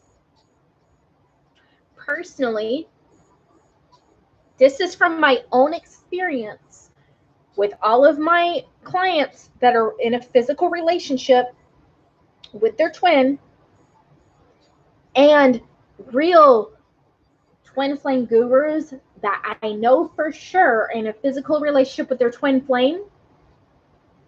Their twin flame or your twin flame, anybody's twin flame, the other person will never recognize the connection.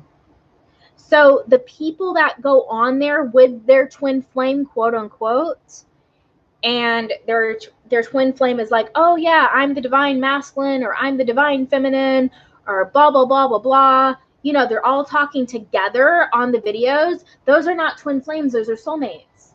They're confused. Right? They're confused. That's all. And again, they don't have malicious intent.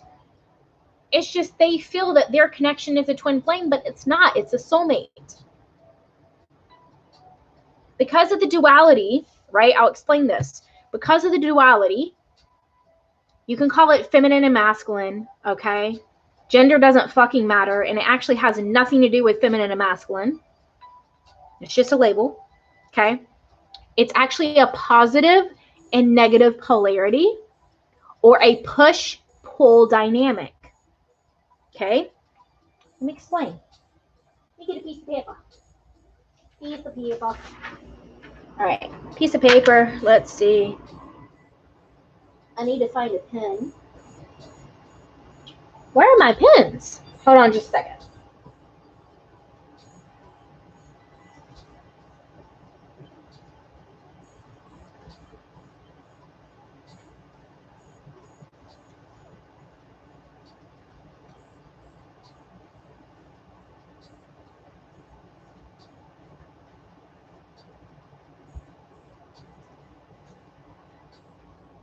All right. So, twin flame, right?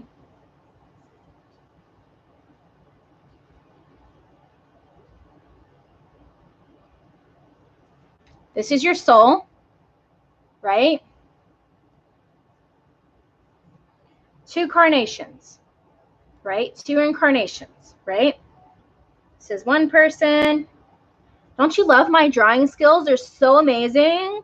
Oh my God. If you're not used to me, I'm fucking crazy. All right. 2 incarnations, right? This is the positive. This is the feminine, right? This is the push energy, right? This one is the negative. This one is, quote unquote, the masculine.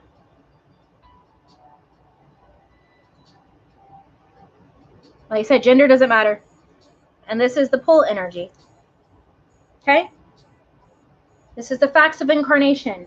Your soul has to polarize in order to be in this reality. That's why there's 2 physical people, but it is the same soul.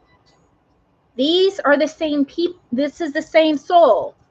So your twin flame is you. You need to face that fact. All right. So how I like to explain this is this is kind of like a battery, right?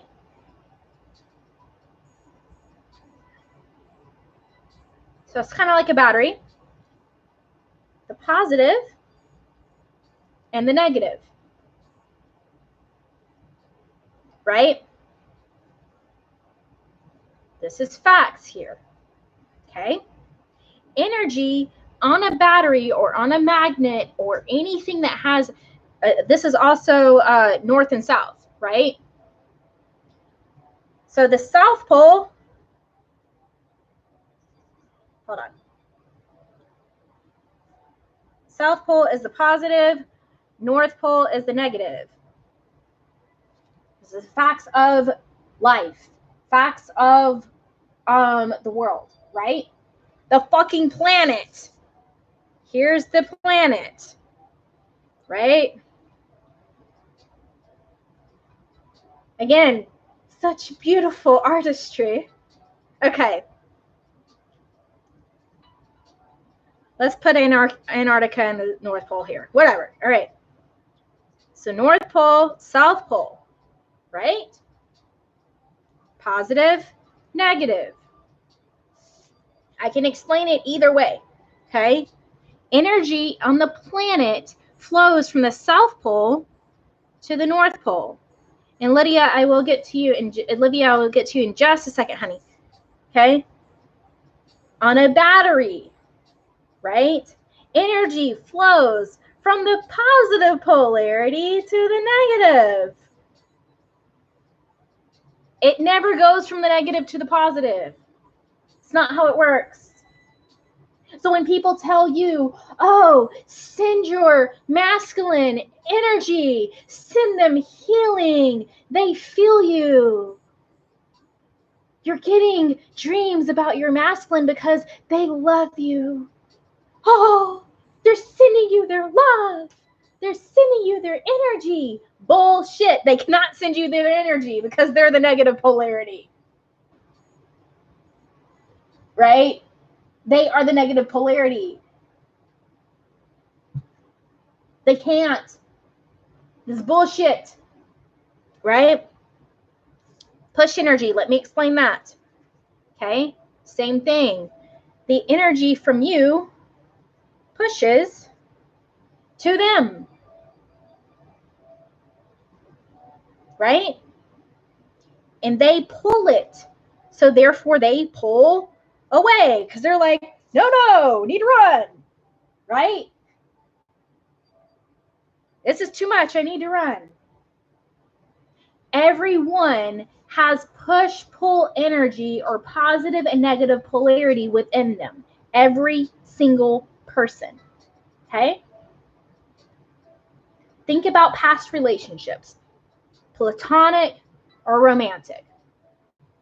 In some situations, you feel the need to chase. You feel the need to push your energy out, right? And the other person pulls away from you. In other situations, you feel their energy pushing to you and it feels overwhelming and you feel like you need to pull away. Does it make sense now? So the masculine, quote unquote, or the negative polarity that is pulling away from you, they're not running because of anything that the bullshit community has told you. They're running from you because you're pushing your fear-based energy onto them. You are pushing your energy onto them. So that is why they pull away, because they're overwhelmed. Their energy is a pull energy. This is also fear. It's also based on fear. It's a fear pull based energy, and the push energy is a fear. Okay? The push energy pushes because they are codependent. Wow, does it sound familiar to narcissistic and empath?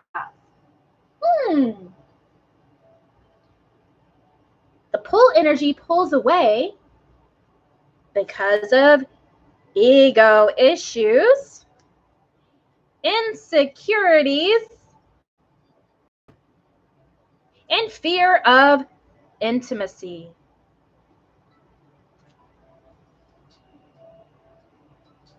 Does it sound like psychology yet? I told you, it's all linked. I can go scientific, I can go psychological, and I can go spiritual. Which way do you want me to go? I don't watch TV, I read. That's all I do, right? So, these are the polarities. You have been both polarities in past relationships. But when it comes to your twin flame, you can only be one. You are either the pull energy or you are the push energy. You do not switch. So that's a false thing as well. People always say, oh, it flips. You either flip to masculine or feminine, or to pull and push, or to positive and negative. Bullshit. Your soul polarized, and you are either one or the other. Period. But within you, you have both energies. Within you, your soul. Once you realize that you have both and you are both, they are not a separate entity from you. You are the same. Once you do that and you balance out and get into Zen like I speak of, that's when you realize all this. And that's when they come back. It's up to you if you want to be with them at that point. But you cannot push your energy out or they will run again. It has to stay neutralized. It has to be neutralized at all times. And you have to be okay with the fact that they will never recognize that you are a twin flame. They might say it, but they don't actually mean it. Because you are the awakened one, they are not. You're the one in control. Ho! Yes. If you're listening to me, this is you. Because this person does not listen to me. This person is only 3D based. Okay? 5D based, 3D based. Period. Okay? Spiritual, usually they have an awakening, right? And yes, I know my handwriting sucks, okay, guys? Spiritual, 3D, materialism, whatever. You guys get it. Materialism. There we go. I can write. See, my brain goes faster than my hand does. Okay. You guys didn't know I'm on the spectrum. I have autism. I have ADHD. I have OCD. I have all that stuff. That's why my handwriting sucks. Okay. So whatever you know about people on the spectrum, go ahead and throw that out the window because the stereotypes don't fucking apply. It's just my brain works differently than other people's. That's it. Sometimes my brain works faster than my mouth does. All right. So I'm going to get to Livia's reading really quickly, but I wanted to explain that, and I'll come back to this. Okay? So, Livia, what are the energies of my Cancer ex towards me versus his girlfriend? They are meant for each other. I thought he was my twin flame. Okay, yeah, take the label out of it. So before I get to the reading, take the label out of it, okay? If you take the label away, right, and anything that you know about twin flames, do you still want him? That's what you got to ask yourself, okay? Do you still want him if you take the label away?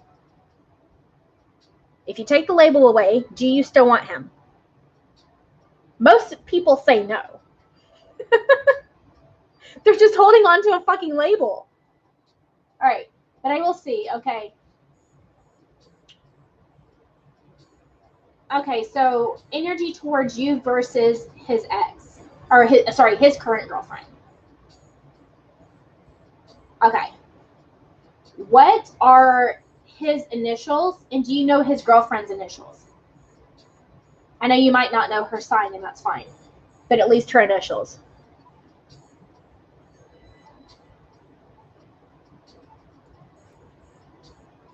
You can't be 50 yes and 60 no.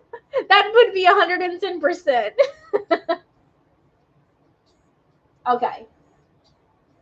So, JH Cancer and JA. All right. So I'm going to do their energies first to see what's going on in their dynamic, and then I'll do yours, okay? Because I'm going to do 5 cards here and 5 cards here. All right. AH and JA. 3 tarot cards, please.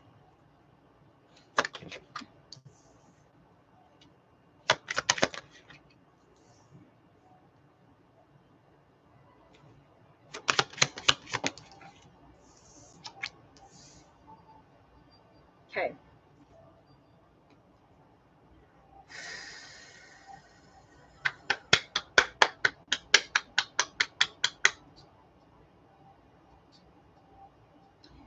AH and Livia.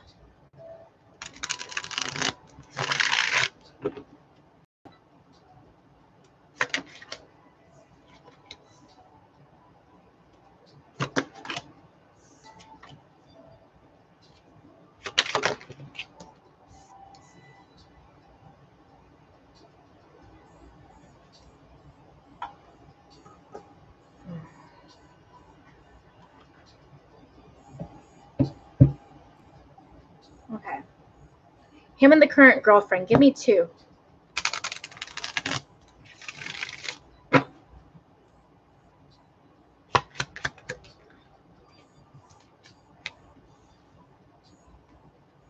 Him and the current girlfriend. Okay. Livia and him.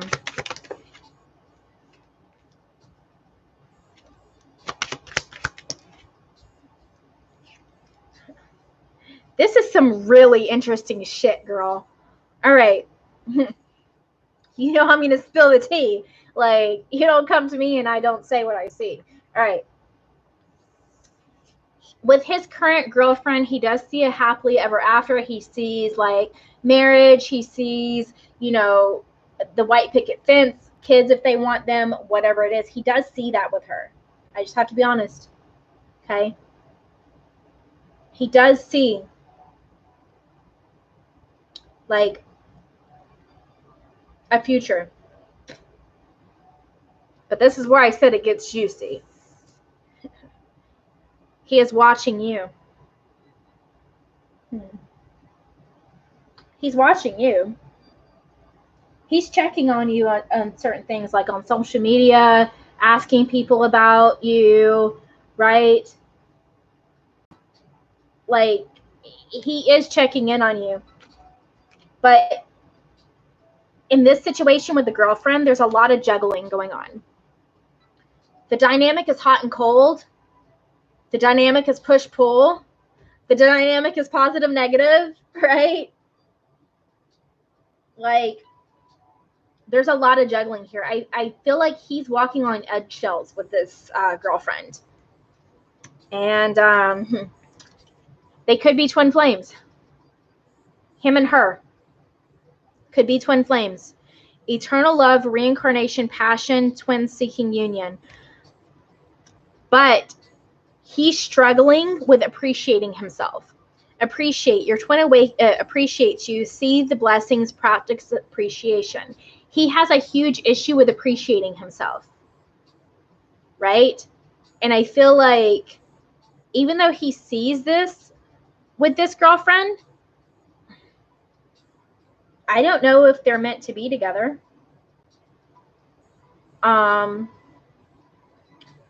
He's the positive polarity in this situation. And remember, I went over that before, right? He is the positive polarity. She is the negative polarity. She's not spiritual at all. He is. He's awakened. She's not. Okay? His energy towards you. Okay? Your guys' energy.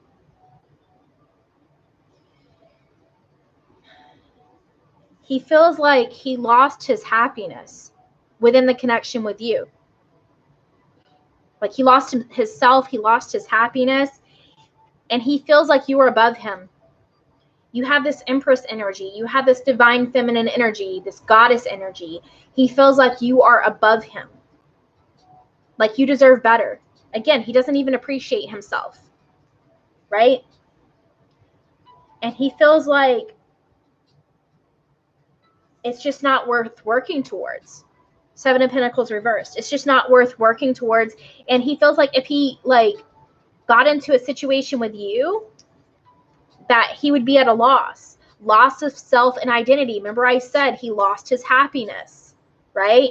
And that was before, I didn't even look at this over here. I was looking at the tarot. Loss of self and identity. Discover your true self again. He feels like he would lose himself, and he actually feels like you would abandon him. Because again, he feels like you're this goddess, like you're above him. He puts you on this pedestal, right? He feels like he doesn't deserve you. Again, he doesn't even appreciate himself. So he feels like he would be abandoned. He has abandonment issues. Like I said, he's the feminine. He is the positive polarity. Look at this. He's the codependent one. He has fear of abandonment. That's what codependency is. Codependency is fear of abandonment.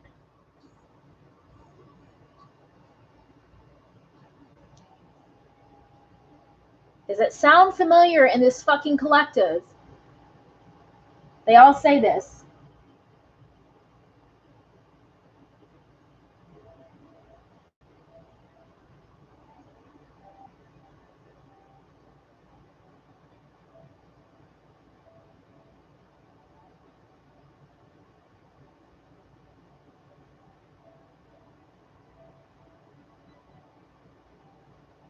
It has nothing to do with female.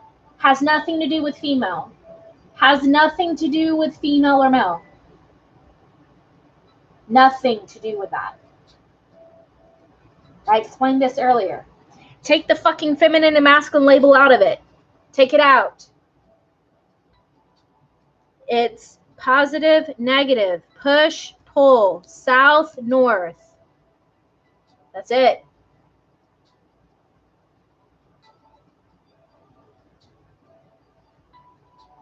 Everybody deals with their abandonment wounds and codependency differently.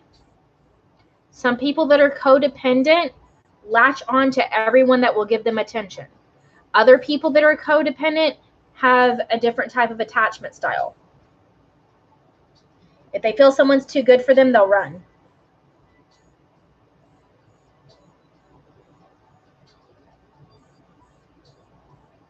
But yeah, this situation here, he's definitely codependent. The current girlfriend, he's codependent. He's the positive. She's the negative. There's a push and pull that you don't know about. She pulls away from him a lot.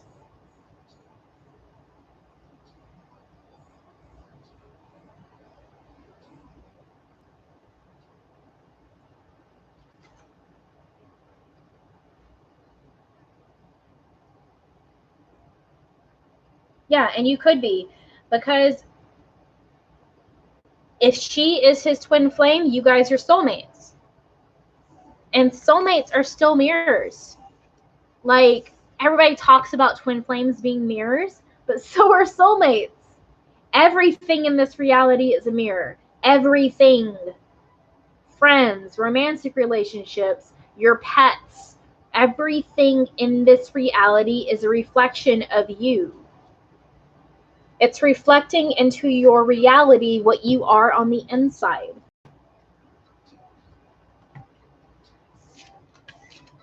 That's all. So even a soulmate will reflect back to you your core wounds. That's why people get the whole twin flame and soulmate situation like mixed up. Because it's very similar. It can be.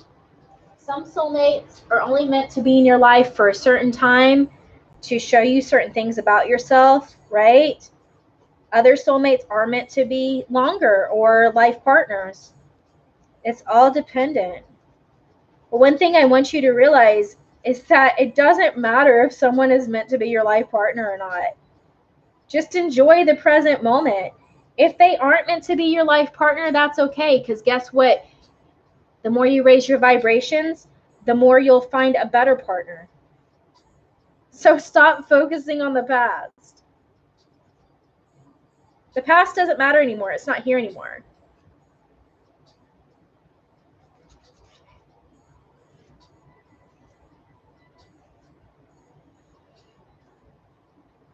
Yep. Get into the present moment. When you're in the present moment, everything in your life will just change effortlessly. Money, friendships, everything. Relationship with your family, relationship with your kids if you have them, your career. Everything will change how it's supposed to once you get into the present moment and raise your vibrations. When you focus on the past, or you focus on the future, so depression or anxiety, right? You're feeding your ego. Your ego mind likes to stay in the past or worry about the future, because your ego cannot live in the present moment. And your soul is not the ego. Your ego is your identity. So Livia is your ego, right? Your ego is your birth given name, your personality, the identification with the body that you're in this incarnation, right?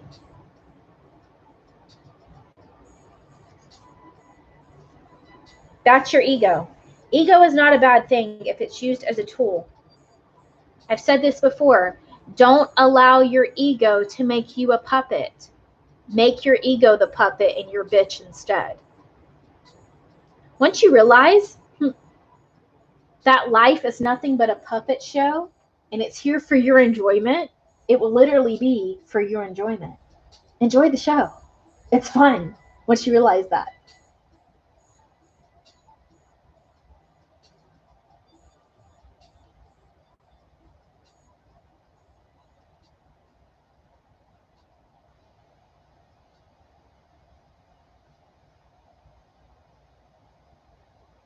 Yeah. Meditation is great. So when you're meditating, you want to get into the present moment. Okay? Get into the present now moment. Get into Zen, into balance. When you get into the present moment as much as possible, you'll start to experience Satori, Nirvana, Samadhi. It's called a lot of different things by a lot of different religions. It's all the same. I already said this. Every religion is linked. I'm not religious. Here's another backstory on me. I was raised Southern Baptist. And for those that know about it, it's basically like a cult. Okay? I was raised Southern Baptist and dragged to church all my life. Until I was about 11 years old, I started questioning my own religion. I started actually reading the Bible. And I saw the contradictions. I saw the hypocrisy. And I embarrassed the hell out of my mom by going to the pastor and questioning and asking questions. And he would not have real answers. So what did I do? I started reading on other religions. I started reading about paganism. I started reading about Judaism. I started reading about Buddhism. You name it. And the funny thing is I saw the links and the correlations at 11, 12 years old. By the time I was 13, I stopped going to church. Right? All religions are the same. So these like religion wars are all stupid.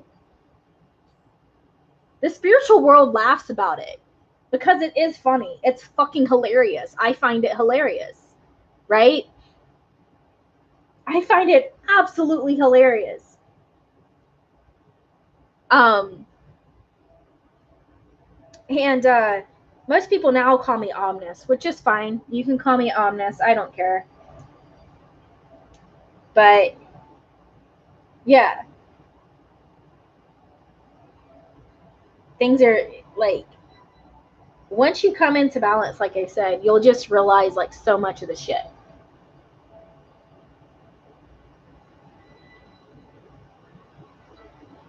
Yeah, so Jordan, I do career readings. So if you want a specific question on career, I can answer that now. Otherwise, if you just want like a general overall, again, I do have a sale on my website currently, and I do general career readings.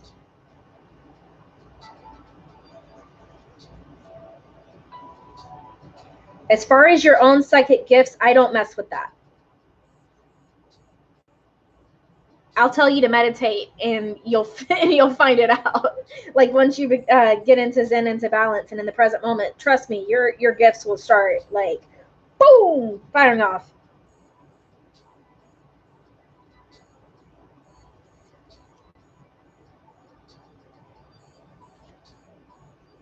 I kind of question people when they try to tell people what other people's gifts are. The only time I do is if like someone's guides is yelling at me about it. Like if I'm in the middle of a reading and someone's guides are like, hey, you need to tell them that they're a medium, then I will. Like I've had someone's guides tell me they don't listen to me. I've been talking to them and they can hear me. And then they tell me, say this word, and I say the word, and they said the word to the other person at the same time. And then that's when they realized it. They just thought that they were crazy.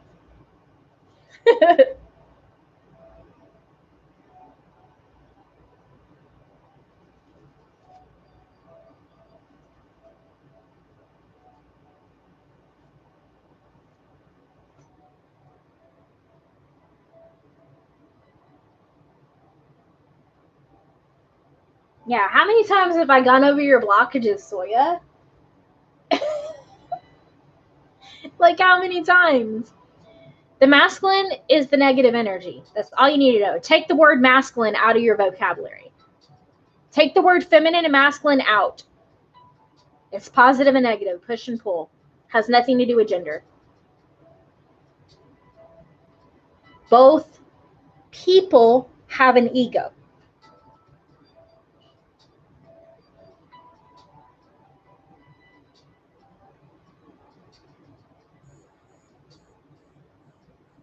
I've got a lot of videos about it, Livia. If you go to my Instagram and go to my IGTV videos, I've got tons about everything I've already gone through and more.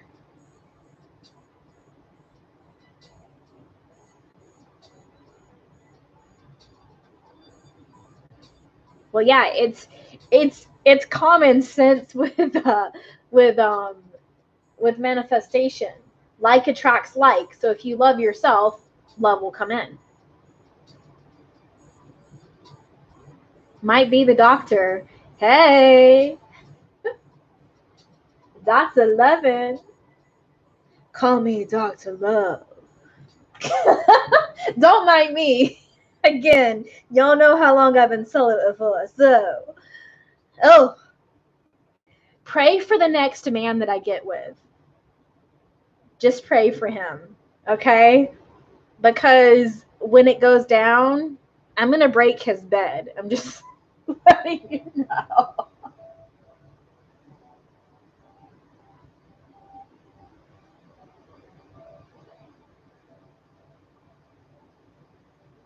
Again, it has nothing to do with feminine or masculine. Again, you see this feminine and masculine, and I wrote a line through it? It doesn't matter. Has nothing to do with that. Has nothing to do with feminine or masculine. That's an illusion. Gender is an illusion. The soul has no gender. Gender is literally your genitalia. Right? If you cut a man's wiener off, is he a man at that point? Possibly. But if you took children and you took away their genitals, right? Took away their sexual organs, shaved their head, would you know the difference? No.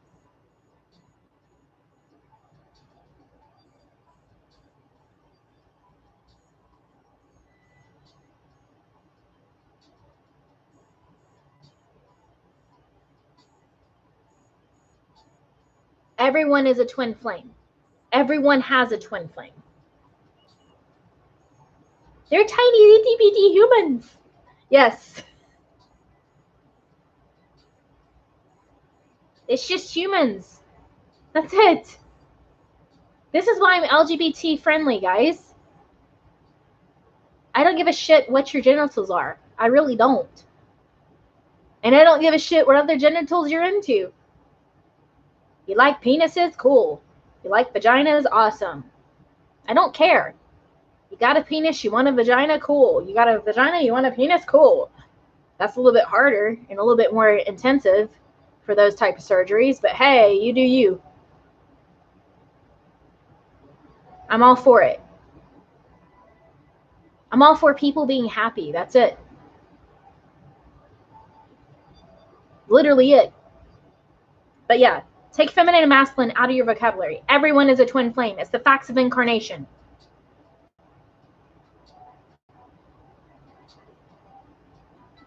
Yeah. Again, I already went over this earlier. This is the positive or push energy. South pole, basically, right? Quote unquote feminine, which that has nothing to do with it.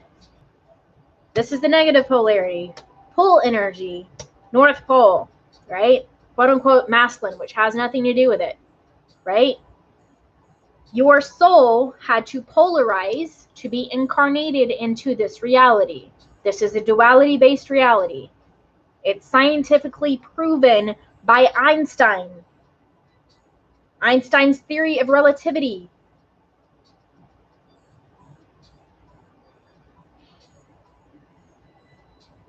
For everything, there has to be an opposite, right? Literally everything has to have an opposite. It's facts. Your soul had to polarize to be incarnated. Fact. Right? So your soul is in 2 separate bodies. That's it.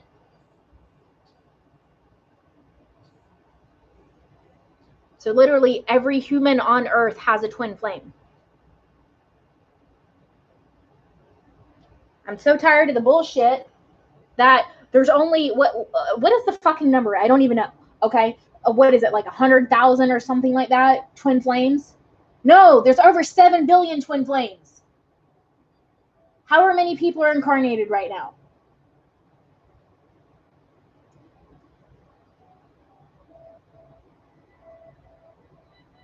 Yeah, if you try to manifest someone, that is out of ego. I do agree with that. I do agree with that, because here's the thing. Let's say you didn't want to be with somebody, like an ex, right? And then all of a sudden, you started thinking about them, and you're like, I got to reach out to them for some odd reason or whatever it is, right? And I'm just saying hypothetically here. And then you found out they were manifesting you. How would that make you feel? Seriously. But it's okay for you to do that to somebody else? That's out of ego. Why do you need to manifest this other person? Why? The only reason why you feel that you need to manifest someone else is out of fear-based energy, out of lack energy. Because you feel that you need this person to be complete. Am I right? You feel that you're not whole and complete on your own. So that's ego. The ego feels incomplete. The ego feels that it needs to obtain another person, as if it's a reward or a prize. Ooh, I get a gold sticker. Right? That's why when other people tell me that they've manifested a specific person, I'm like, yeah, did you get a participation ribbon at school too?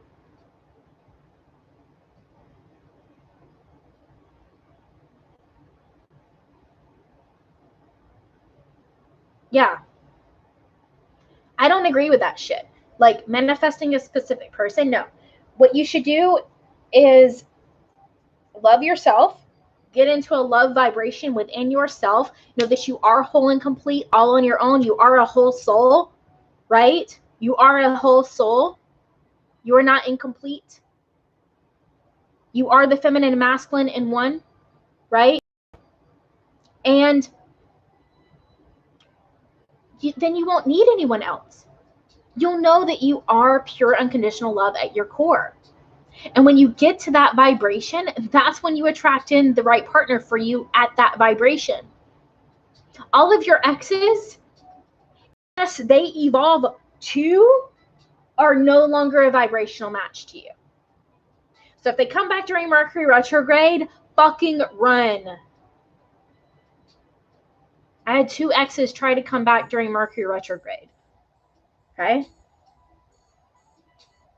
Do I need to say more?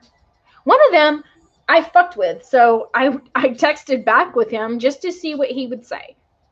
I was not going to entertain a relationship with him. He claimed, oh, I just want to be friends. And then I'm like, okay. So I just kind of left it like I was being very vague and texting and shit. And that's the Virgo side of me and the Aquarius. But I was being very vague and everything else. And then he was like, can you send me recent pictures of you? I'm like, for what?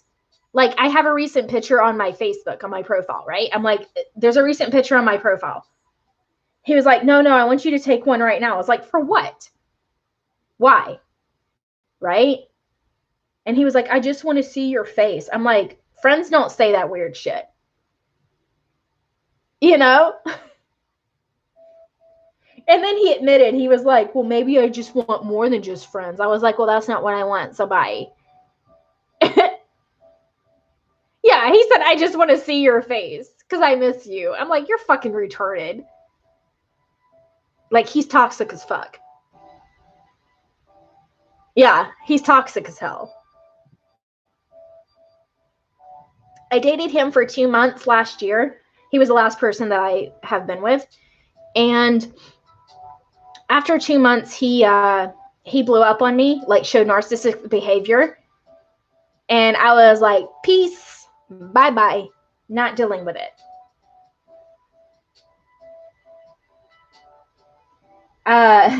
Sex was good with him and with my twin flame. So yes. Good dick comes with crazy. I'm just letting you know. I'm only kidding. But anyway, working through your shadows is literally connecting to your soul. And how you connect to your soul is getting in the present moment and balancing out your fear-based energy. That's it.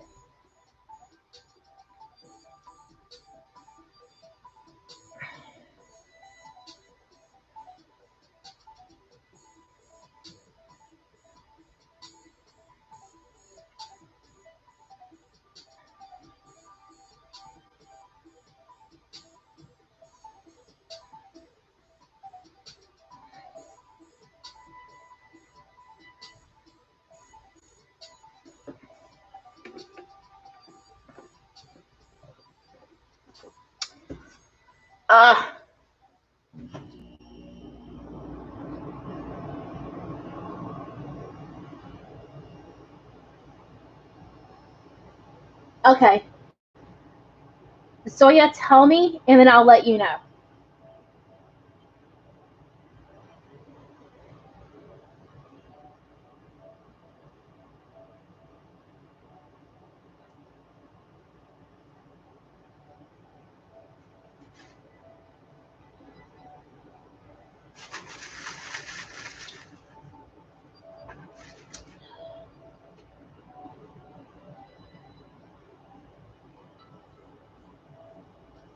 Yeah, I can do that.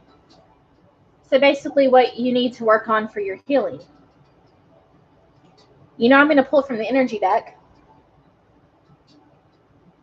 Um, I can also pull from another deck that I'm drawn to and see.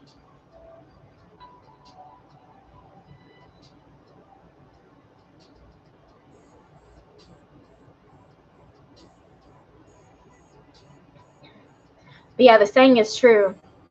Good dick and good pussy is attached to crazy. I mean, I'm crazy as shit, so. Okay. Let me know when you're ready.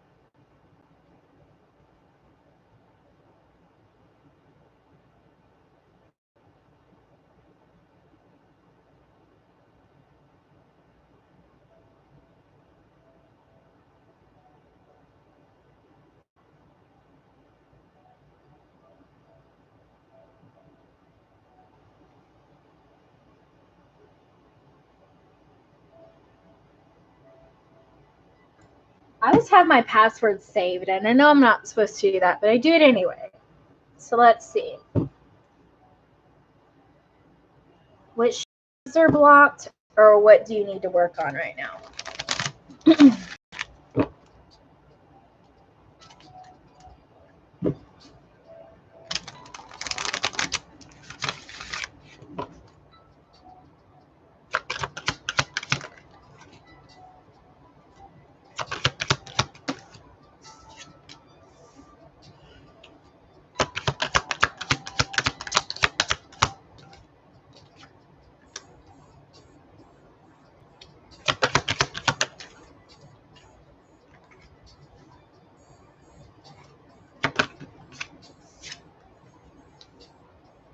Interesting.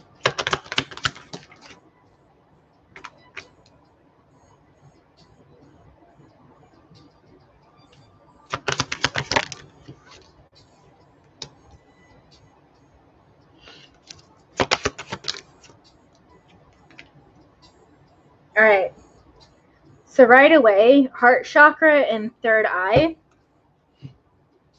But here's what else I got. There's a lot of hostilities around you right now. A lot of jealous people is what I'm hearing. They may have not like confronted you or caused any problems yet, but they might. So just be wary of that. Be careful who you trust within your your circle of friends. Like people are talking about you. That's what I'm hearing. People are talking about you. People are like, I don't know, they're jealous of you for some reason. Yeah. These are very hostile people. Like, I don't know if it's friends or family, but it's like people that are close to you. They're very hostile. They have some very negative energy. And what I'm being told is to don't worry about the things that they say because they're projecting. It has nothing to do with you. It has to do with themselves. Okay? Right now, you're also at an indecision of where you want to go career-wise. Because I'm seeing the money. I know it says door to value, but I'm seeing the money. Like you're at a decision. I see you at a crossroads here of which direction you want to go within your career, business, whatever it is, right? Like your next steps. I see you like going between a few options or two options, right? And I feel like no matter which choice you make, it's going to be the right choice. You just need to use your intuition. But I'm going to get into that in just a sec. Excuse me. You still need to heal your heart space, your heart chakra around being deceit, right? And I feel like this was from past relationships, possibly the quote unquote twin flame, right? You still haven't forgiven yourself for allowing yourself to be deceived. That's what I'm hearing. I feel like you've healed around the fact that, you know, you might not be with this person, and also that you're accepting of how they are and who they are and all that stuff, and you're like, you like forgiven them, but you haven't forgiven yourself. You're beating yourself up because of allowing them to deceive you. You're like, I should have seen this. Why didn't I see this? I had all of the signs. I had all of the red flags, right? Like you knew that they were deceiving you while they were deceiving you. And you've got to forgive yourself around that. I feel like that's your blockage right now around your heart space, is healing your heartbreak with yourself. You feel like you broke your own heart. And your third eye is blocked. So your intuition, right? Sixth chakra, you can call upon Archangel Metatron for that. You know the drill. I say it every single time, right? So heart chakra and third eye. And because you're not following your intuition, you've been having a lot of anxiety recently and like second guessing choices, right? Like the anxiety, the anxiousness is around like making the wrong decision. That's what I'm hearing. It's like around making the wrong decision, like you're anxious about it because you're not following your gut instinct. You're not following your intuition. You're like, your intuition is telling you one thing and you're like, but what if that's wrong? And what if I make the wrong choice? What if? That's focusing on the future, right? What ifs are focusing on the future. But I made this mistake in the past, right? And I got hurt. What is that? Focusing on the past. That's not being in the present moment. Get into the present moment on whatever you're indecisive about, and that will help you make the decision. But use your intuition. Like, what comes to you right away, right? What comes to you just like bam.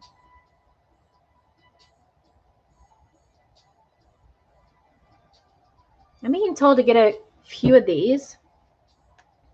Let's see.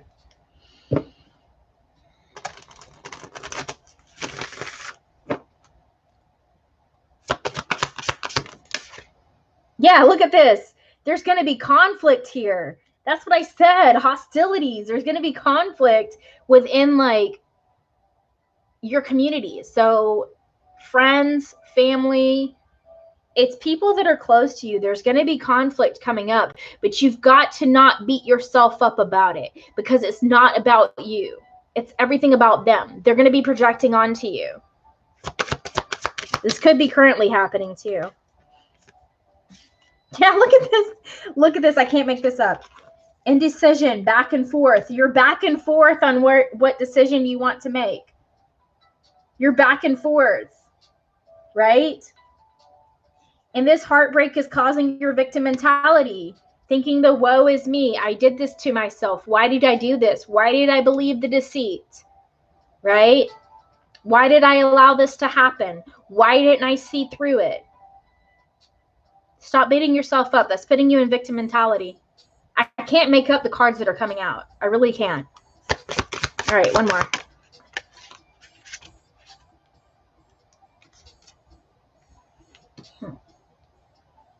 As soon as you trust your intuition, you're going to have a huge milestone. And this milestone, because this card wanted to come out, is finding your true love. As soon as you follow your intuition, you're going to find your true love. There's not going to be a question about it because you're going to intuitively know this is it. Because again, she's looking in a mirror. Everything on your outside reality is a reflection on the inside. So what do you need to do? You need to heal your heart. Right? Be accepting of yourself. Love yourself. And this is getting out of this victim mentality. That's what it all is. Following your intuition, and you're going to have that milestone of finding your true love. Whether that's your twin coming back in and they're elevated onto your level, or it's someone else coming in that is. It doesn't matter.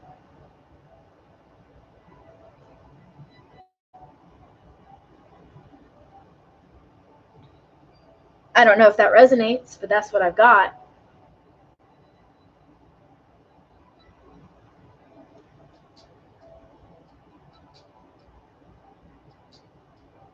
Yep, that's the point that I'm at right now. You guys know I will never tell you that I'm completely healed. I will never tell you that I'm perfect. No one is. So I forgave the whole situation with my twin months ago. I don't want him at all, right? I haven't wanted him since March. Since I found out the deceit that he did on me, honestly, I feel sorry for his girlfriend. And I blame myself for it. I blame myself that I believed his bullshit.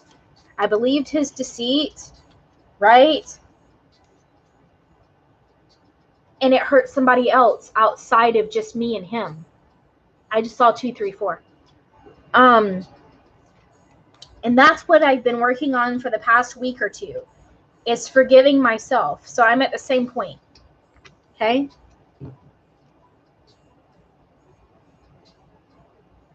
If you feel the need to get a career reading, do it. But I think you already know what the choice is. If you follow your intuition and stop second guessing yourself, you know what it is. I mean, you can do it if you want, because that's all readings are meant to be for, is to clarify what you already know. I've recently gotten readings. You guys know I will tell you if I've gotten readings. I recently got readings with a psychic that I went to for a decade. He's one of the ones that helped me know that my ex-husband was having an affair. And I went to him as far as like my own spiritual development, right? Like where I'm supposed to be going now with my spiritual work and where I'm supposed to be taking my content to, right? And he reiterated everything that I was going to do anyway. So I was on the right path. That's all it's meant to do, is clarify what you already know. And he said that in the reading.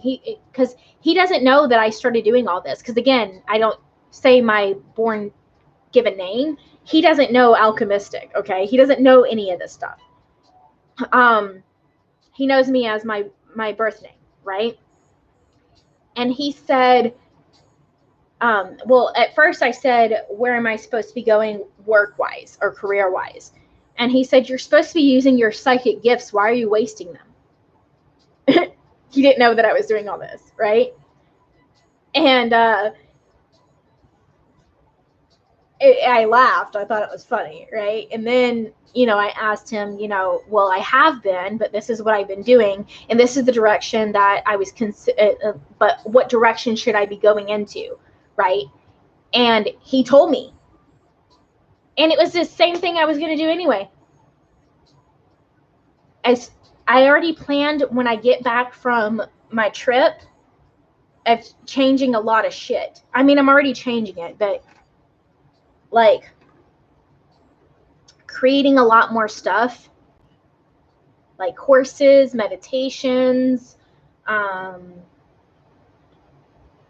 educational content. And that's what basically he told me I meant to do. What he told me is, he said, you can see people's traumas and wounds. You know this, you feel it, and you actually see it and hear it. And he's right.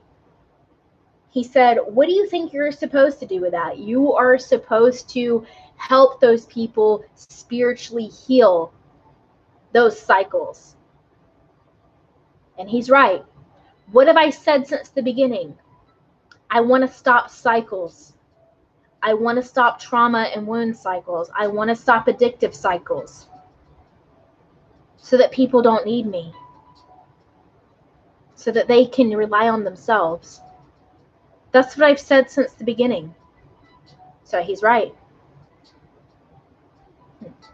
How do you forgive yourself? I'm trying to figure that out myself. I'm almost there.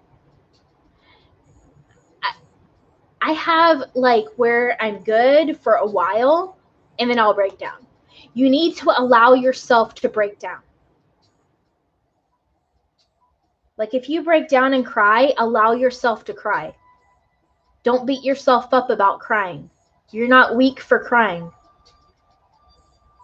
Okay? You are not weak for crying.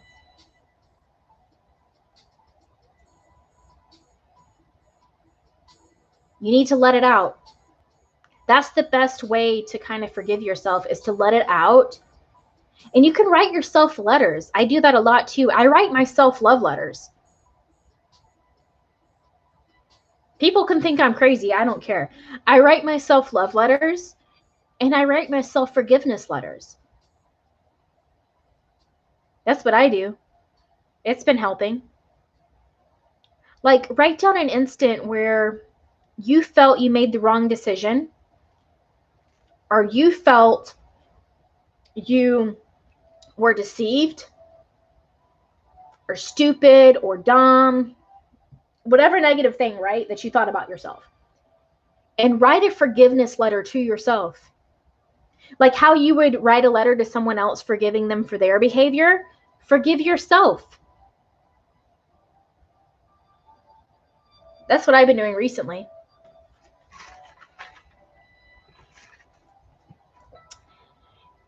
And it's no coincidence that everyone in the twin flame community says that the twin flame journey and dynamic is about forgiveness and surrender. Yeah, it is about forgiveness, self-forgiveness, and surrendering to wanting to control everything and just allowing to receive. You don't allow yourself to receive because you don't feel that you deserve it. Why do you not feel that you deserve it? Because you're beating yourself up and you haven't forgiven yourself.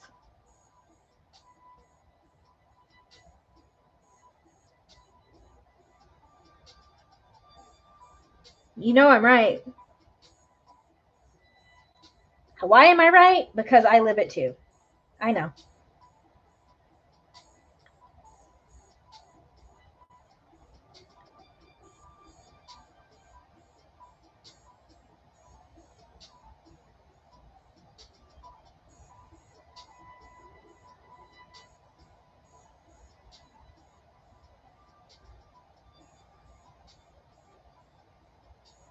Of course I am. Because here's the other thing you got to realize. You manifested me. Everything that comes out of my mouth is your manifestation. Everything in your reality is your manifestation. Literally everything. If you didn't manifest me, you wouldn't be here talking to me. I manifested you. I manifested all of my clients. I learned from my clients as well. It's a two-way street.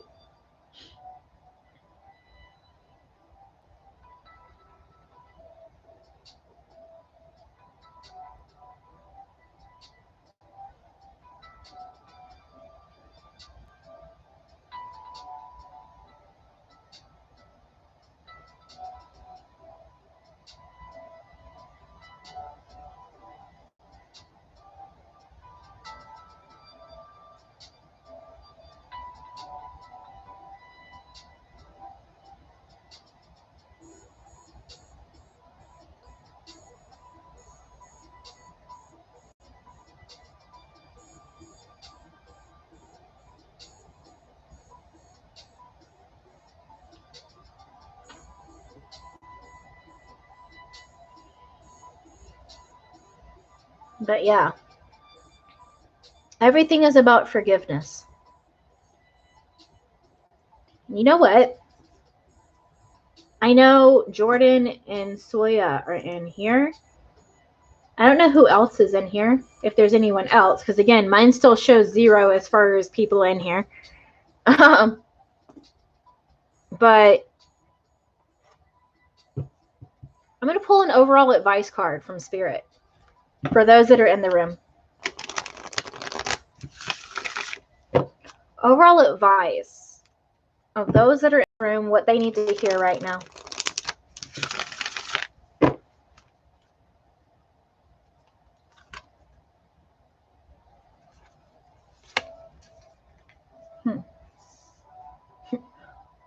Someone had a question on their mind that was a yes or no question, and the answer is yes. Just say yes. I don't know who it was, because I was channeling energy in the room. But someone watching this right now had a yes or no question. The answer is yes. Yeah. Says yes. Just say yes. I don't know. I don't ask questions. I just do. They tell me to pull a fucking card. I pull a fucking card.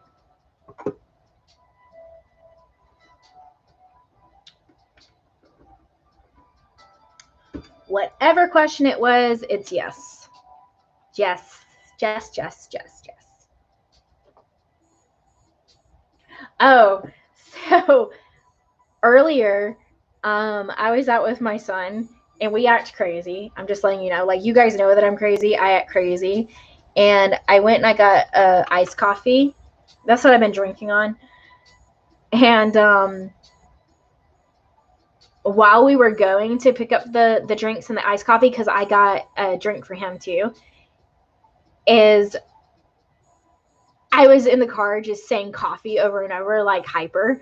And he's like, you don't need coffee. You're already hyper. I was like, yeah, I do. And we made a song out of just saying coffee over and over. It was hilarious.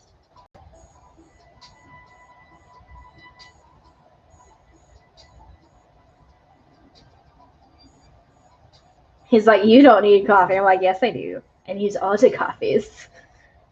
I love them.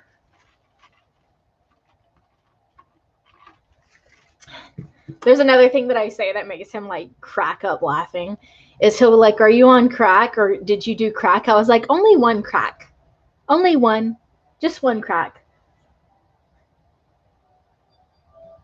He was getting into it for a little bit, but he's been focused on other things right now. Like, he just passed his test for his learner's permit, and he's about to start volunteering at the animal shelter near the house, because the school that he goes to, he's dual enrolled, so he's in high school and college, and they're paying for his college.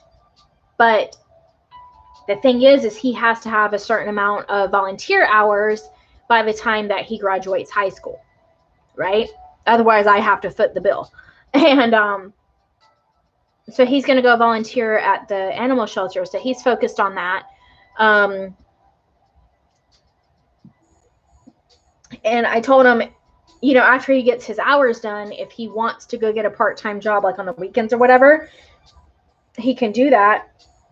And he can save up the money to go to driving lessons, like driving school. Because I feel he should do that and have like defensive driving too.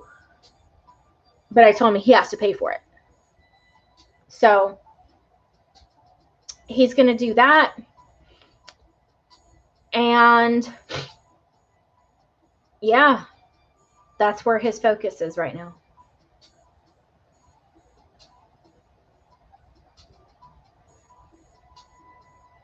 You had to have more hours in college? That's crazy. That's insane. But yeah, he's there's a humane society literally right down the street from me, so he's just going to go there.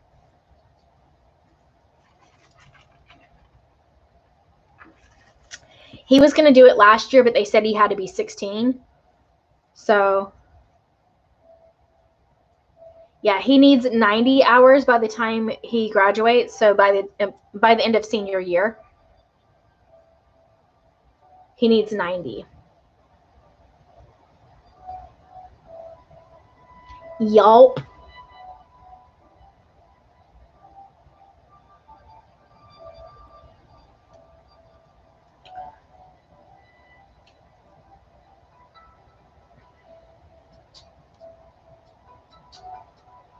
So he'll graduate with his associate's degree.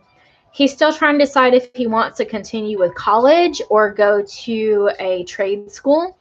I told him whatever he wants to do. Yeah, he's on summer break right now. But they go back on August 2nd.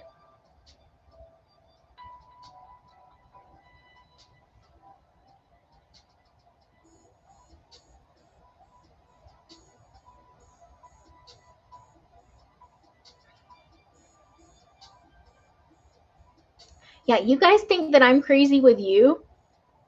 Like, you can ask my son. I can bring him in here. He'll tell you I'm freaking insane. Like, you guys think it's just on here. No, it's all the time. It's literally all the time.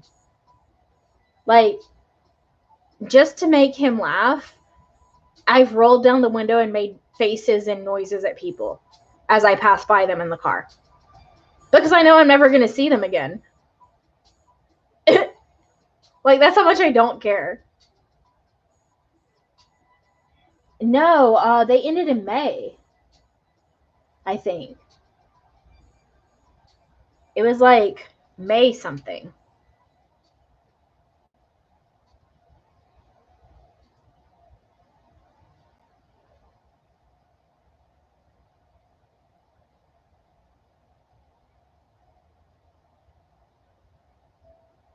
Yeah, I think Arizona is different because of how hot it gets here.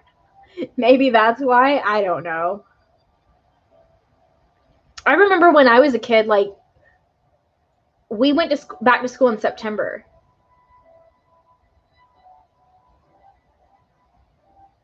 Yeah, my mom voice comes out sometimes. um, but yeah, I don't know. He's kind of gotten away from the whole reading stuff. He kind of goes back and forth. Like, sometimes he plays with the cards, sometimes he doesn't. I allow him to just flow however he wants to flow.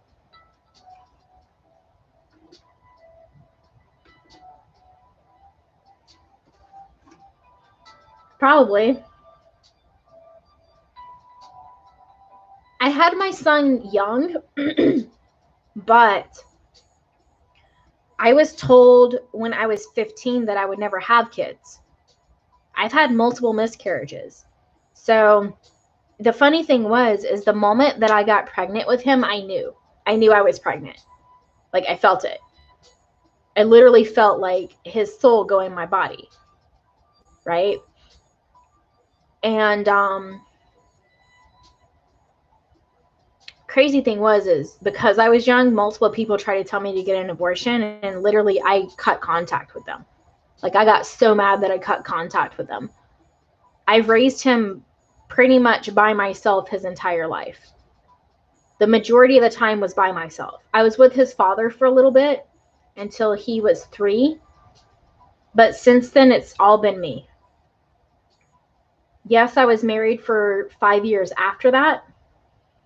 But we both made money, and I actually made more than my ex-husband. So, in actuality, I've taken care of my son his entire life.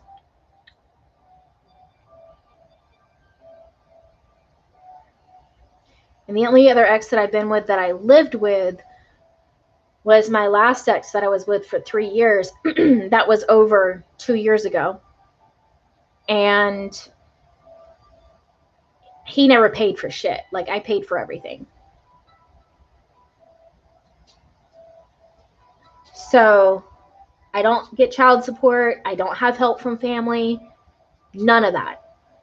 Ever.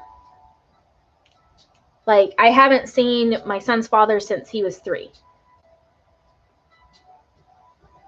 So, I told you this before. It irritates me when single parents try to use, oh, I'm a single parent, feel sorry for me, even though they pawn their kid off on their parents all the time, so the grandparents or other family members. They get child support and they get help from people. Like, I never had that, ever. Literally everything I do for my son is from me. So, and I don't use that as sympathy at all. Like, I wouldn't take it back for the world. But yeah, that irritates me to no end when people like try to use being a single parent as a crutch. You know, as, oh, feel sorry for me. You know, I'm a single parent. Wah, wah, wah.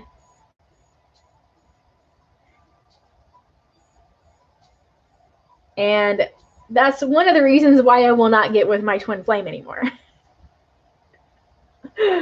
It's not that he like outright complains about it to get sympathy, but he puts his kid off on his mother all the fucking time. And then when I found out about his deceit and his lies, he made the excuse that it's hard as a single dad in the dating world. I wanted to go through the phone and slap the shit out of him. Literally. Because he does not have it hard at all. At all. Not one bit. And if he's watching me, hi, asshole. He doesn't think I know. Oh, I fucking know. I know he watches me. He watches my shit on Instagram. He doesn't think I know. He makes fake accounts and he watches me. Like, it's like, I know your fucking energy because it's my energy.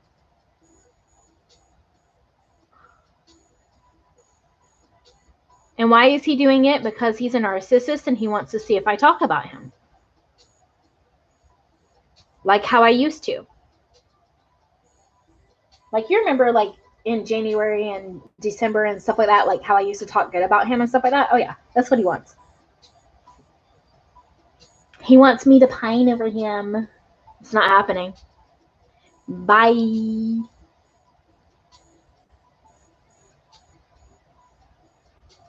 He wants me to say, oh my God, I'm going to have union. Oh.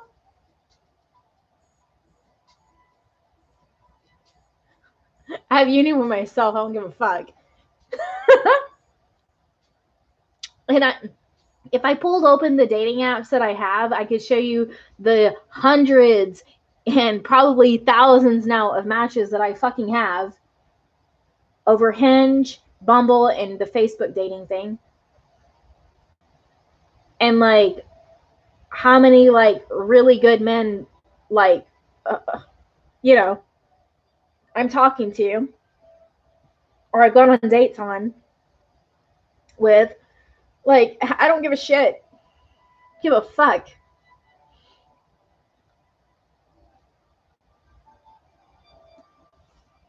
And they don't lie like he did. How do I know? Because I'm intuitive. Ugh.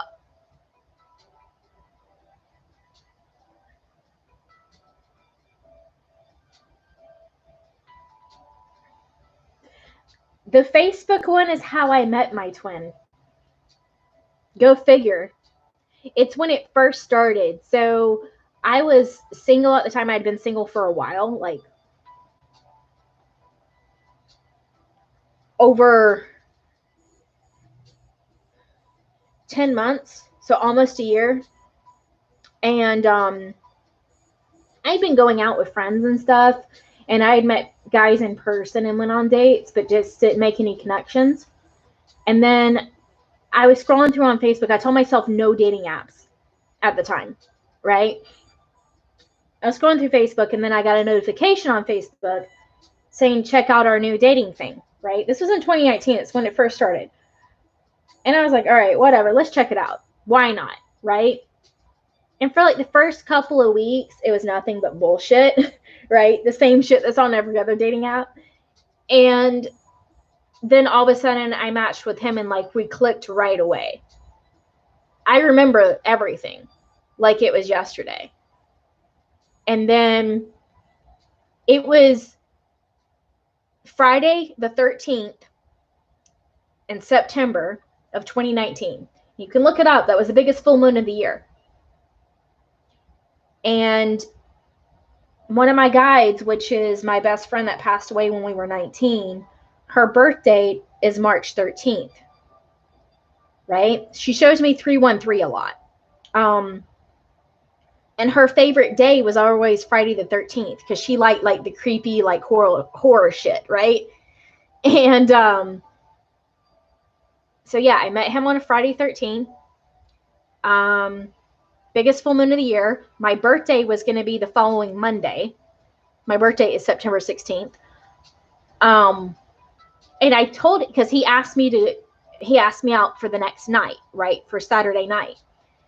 And I said, my birthday's on Monday. Please don't make it about my birthday. Because he had already asked me, you know, when my birthday is. And I said, please don't make it about that. Let's just do something casual. So we met up for dinner. And yeah, we spent the entire fucking night together until like 3 a.m. in the morning. Because we left dinner and we just walked along the park and talked. It was like along a lake. Yeah, I remember everything. And then we went back to our cars and hugged goodbye. And then I went home. And again, like it just took off from there. Because that's one thing. I don't sleep with guys on the first date and I don't kiss on a first date. So I didn't even with him.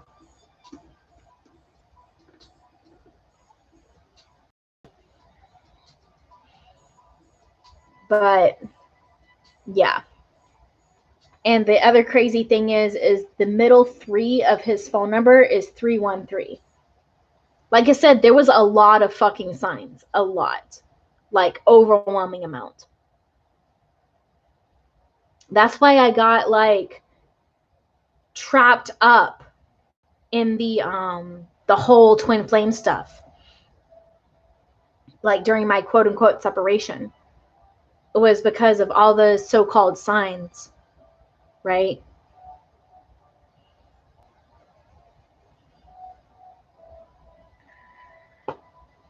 So, yeah. But it was all an illusion. And I know that the only reason why I met him was he was a catalyst to my second awakening. My first awakening was in my early teens.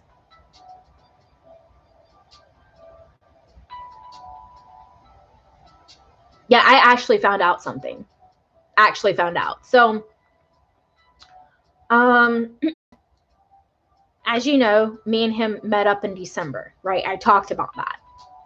Like we met up in person. We had a great night together, blah, blah, blah. He promised me the world that night. We spent like all night together that night too. And that was the first time I had seen him in over a year. Right?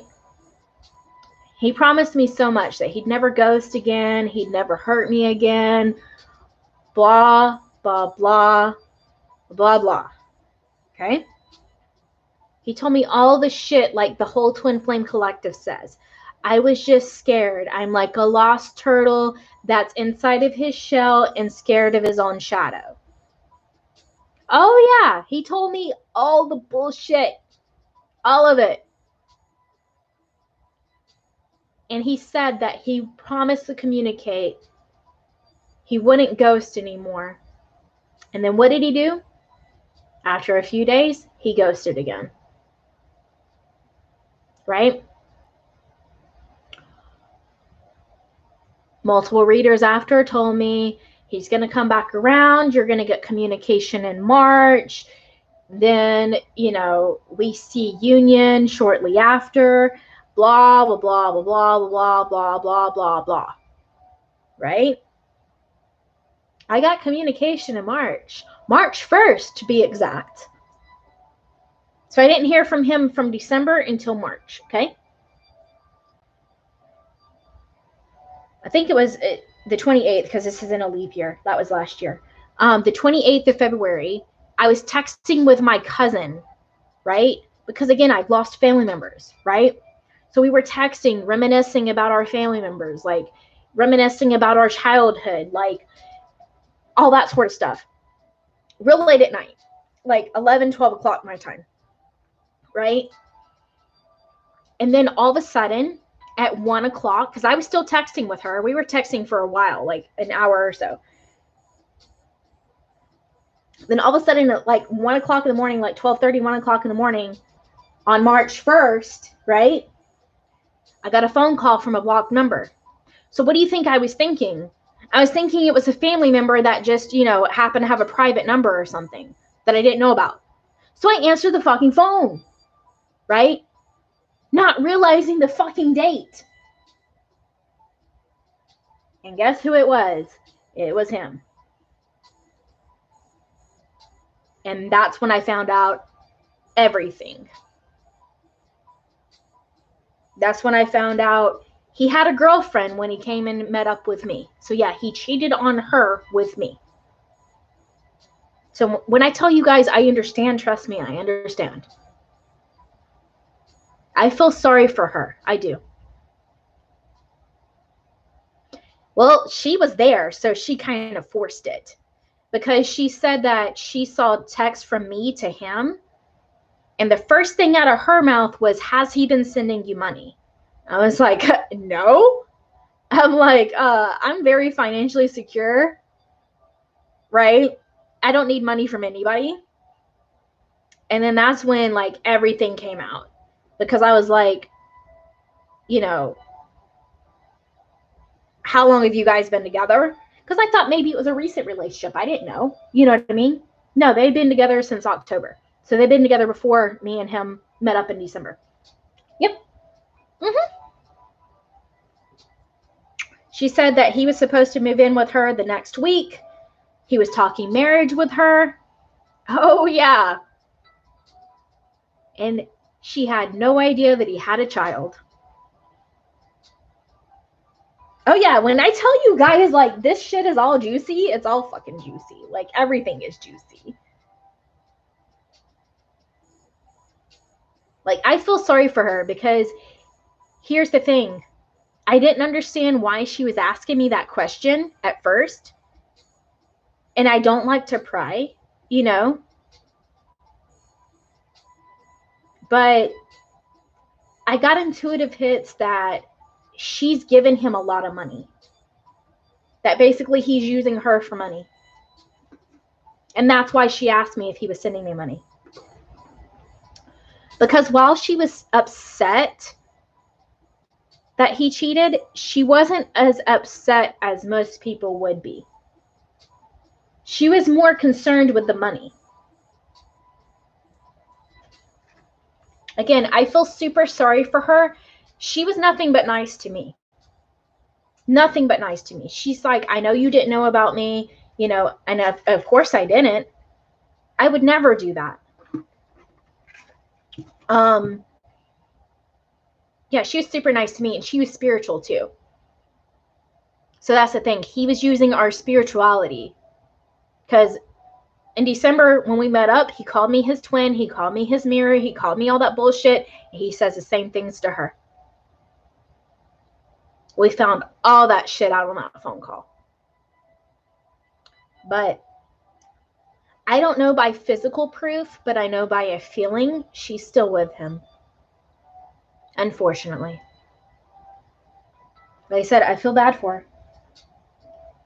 But she has to lead her own path. And it's so funny. I just looked at the time and it's 9:13. And that's when the fuck I met him in 2019. Wow. But yeah, I feel sorry for her. So honestly, what I've been doing recently when I meditate is forgiving myself, but also sending her love energy so that hopefully she can heal and move past him, because she deserves better than that. No one deserves that shit. So whenever people talk about the whole karmic shit and they're all mad at the karmic and all this stuff like this, karmics don't exist.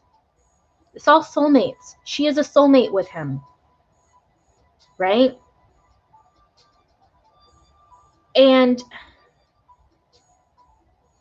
she doesn't deserve that. And I don't give a shit what anybody fucking else says. Oh, maybe she's manipulative. Maybe she's this, maybe she's not. I don't care. No one deserves that. If she was mistreating him, he should have left. If that was the case, which I doubt it.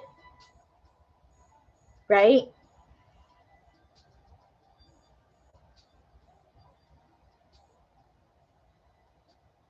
Yeah. And see, I understand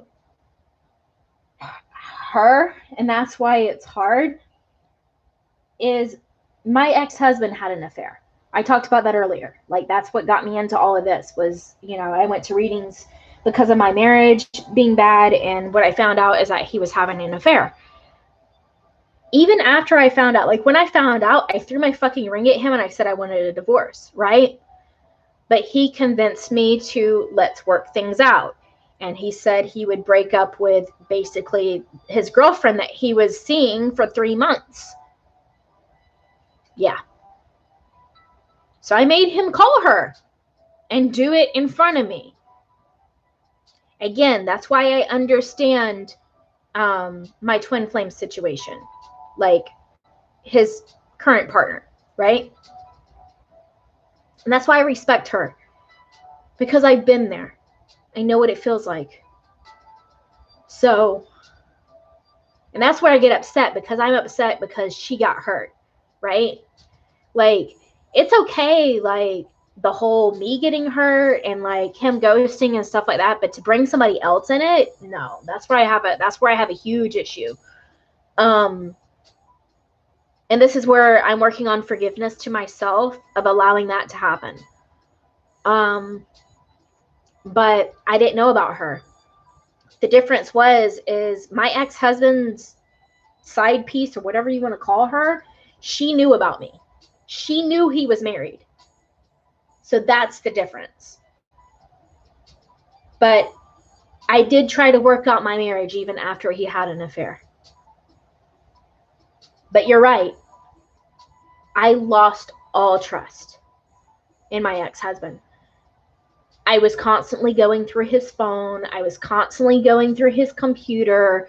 Like, it was no way to be in a relationship. And that's why after a few months of that, I was like, what are we doing? And then that's when I asked for a divorce again, and he agreed.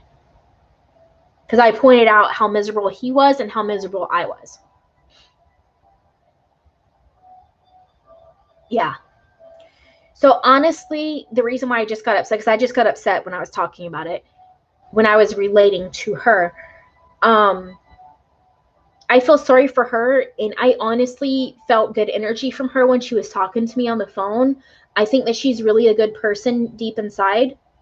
You know, I don't know what she's done to him or anything like that. can't speak on that, but she's a good person at her core, and I don't think she deserves that. So it irritates me to no end when people talk about, oh, my twin flame is married with a karmic. No, your twin flame is just fucking married. You need to leave him alone. That's it. Period.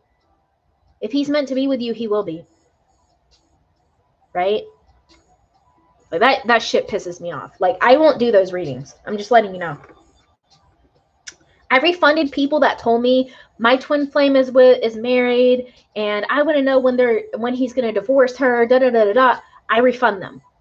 And I'm like, I'm not doing this reading.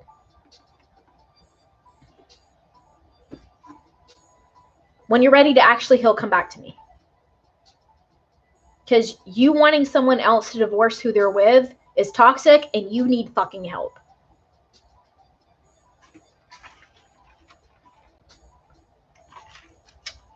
So, yeah, my situation was crazy. And you're telling me that I need to write this could be a book on just that situation. If I told you, like, stories from my childhood, stories from my teens, my 20s, gosh, there's so many books that could be written. Like, my life is insane. I'm just letting you know, like, the experiences that I've had, both good and bad. The things that I've witnessed, the traumas that I've gone through, like, again, I'm a born shaman. This was the path that my soul chose. Now, we were speaking earlier about souls merging, like the two polarities merging when you pass away, and then this is your last life. I've been told that my entire life. I just saw 313. I've been told my entire life that I'm meant to merge with myself and I'm going to the next level after this incarnation. I don't have to be with him to do that. He's on his own journey, I'm on mine. He is me anyway, so it doesn't matter.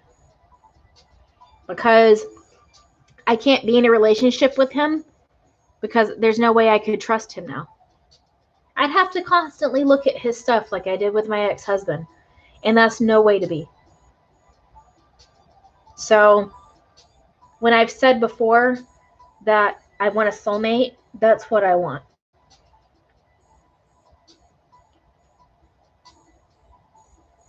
So my blockage right now is forgiving myself for allowing myself to basically cheat on someone. If that makes sense. For allowing my twin to cheat on someone, which is me, right? That's where I'm currently at. So that's where my forgiveness lies. I've forgiven a lot of shit within myself, like past toxic relationships, past deceit, but this is the current one that I'm working on. And that's why I tell you guys, like, I'm not perfect. Nobody is. No guru, no reader, no spiritual teacher. No one is perfect.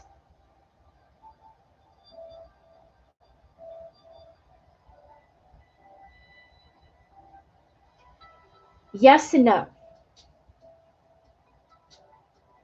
So we're the same soul. We do have two different egos, correct? So if you are associating me with my ego, then yes, there are two different people.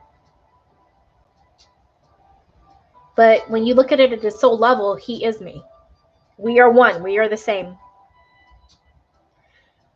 So him doing what he did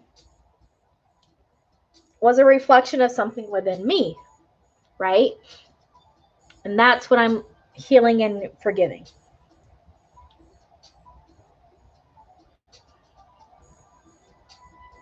See, I will never lie. Like, you guys ask me the hardest questions sometimes, I will still answer them.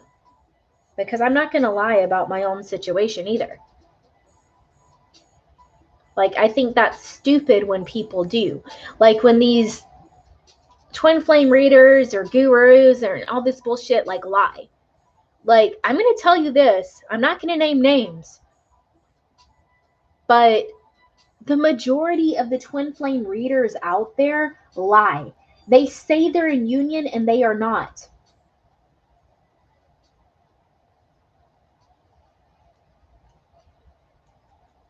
As far as like physical union, you know what I mean? They're not physically with their other self.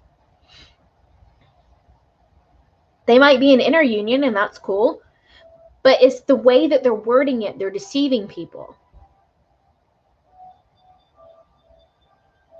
I will never do that. I am not in a physical relationship with my twin flame because I choose not to be. If I really wanted to be, I probably could. Because honestly, he is coming back. I already know that. I know that because I've been balanced, I've been in neutral energy, and I know he's coming back. But that doesn't mean that I have to be in a relationship with him.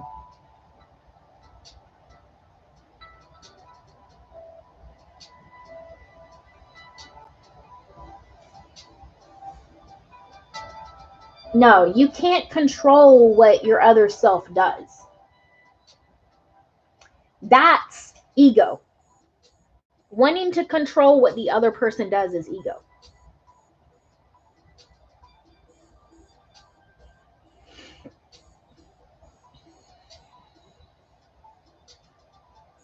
But yeah, I do know that he's coming back, and very soon.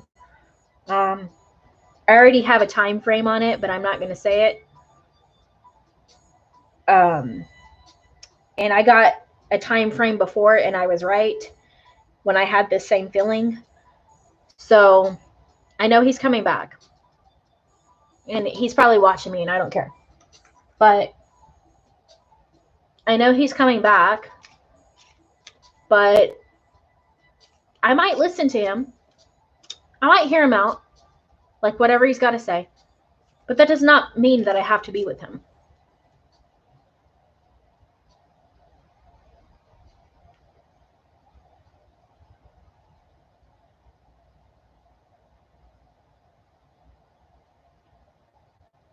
Because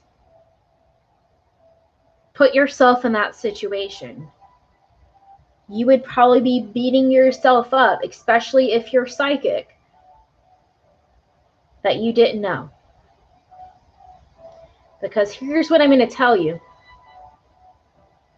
Since the beginning of my journey, right?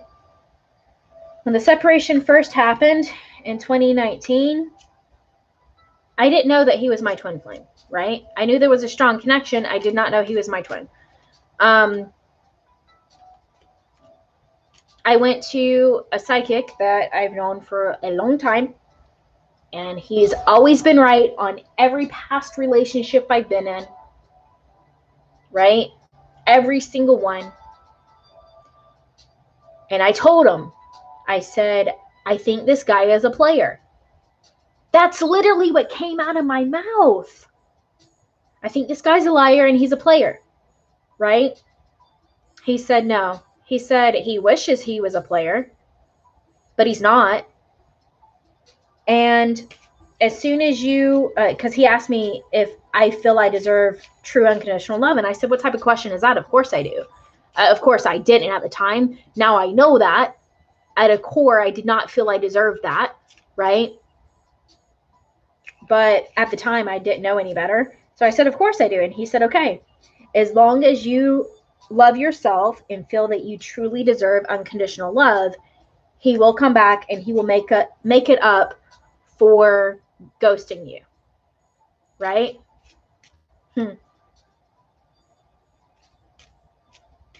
That's when I got into the whole addiction loop. That's when I started finding out he's my twin, and I started like all the addiction shit. If I had listened to myself to fucking begin with and knew that he's a player and a cheater and a liar, I would have never fell prey to any of it. But then again, I probably would not be here talking to you.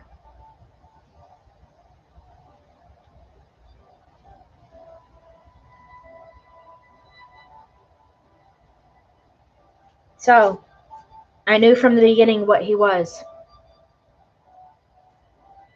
But I decided to listen to other people instead of myself. That's what I'm forgiving right now. And I'm starting to get emotional because that's still a wound. That's still a trigger.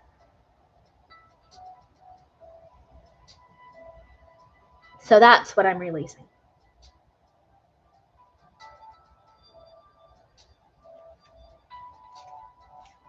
And it's not ego, it's that I knew it from the beginning. From the very beginning, I knew. Here's the crazy thing. I told you I've spent thousands of dollars on this shit. It's embarrassing. I lost count of how many readers I've gone to, right? But the majority of them told me that he's the one for me. He's the one I'm supposed to end up with. We're going to end up married. All this bullshit, right? There was only a few that told me different. A very few. And one of those, she is a big reader here on YouTube. Let me find her because I like to give credit where credit is due. Hold on. Because I follow her on Instagram. I don't resonate with her YouTube readings anymore because I'm not in that type of vibration anymore. But at the time, she was what I needed.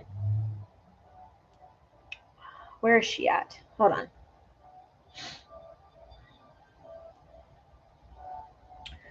So on Instagram, it's owlmedicine_.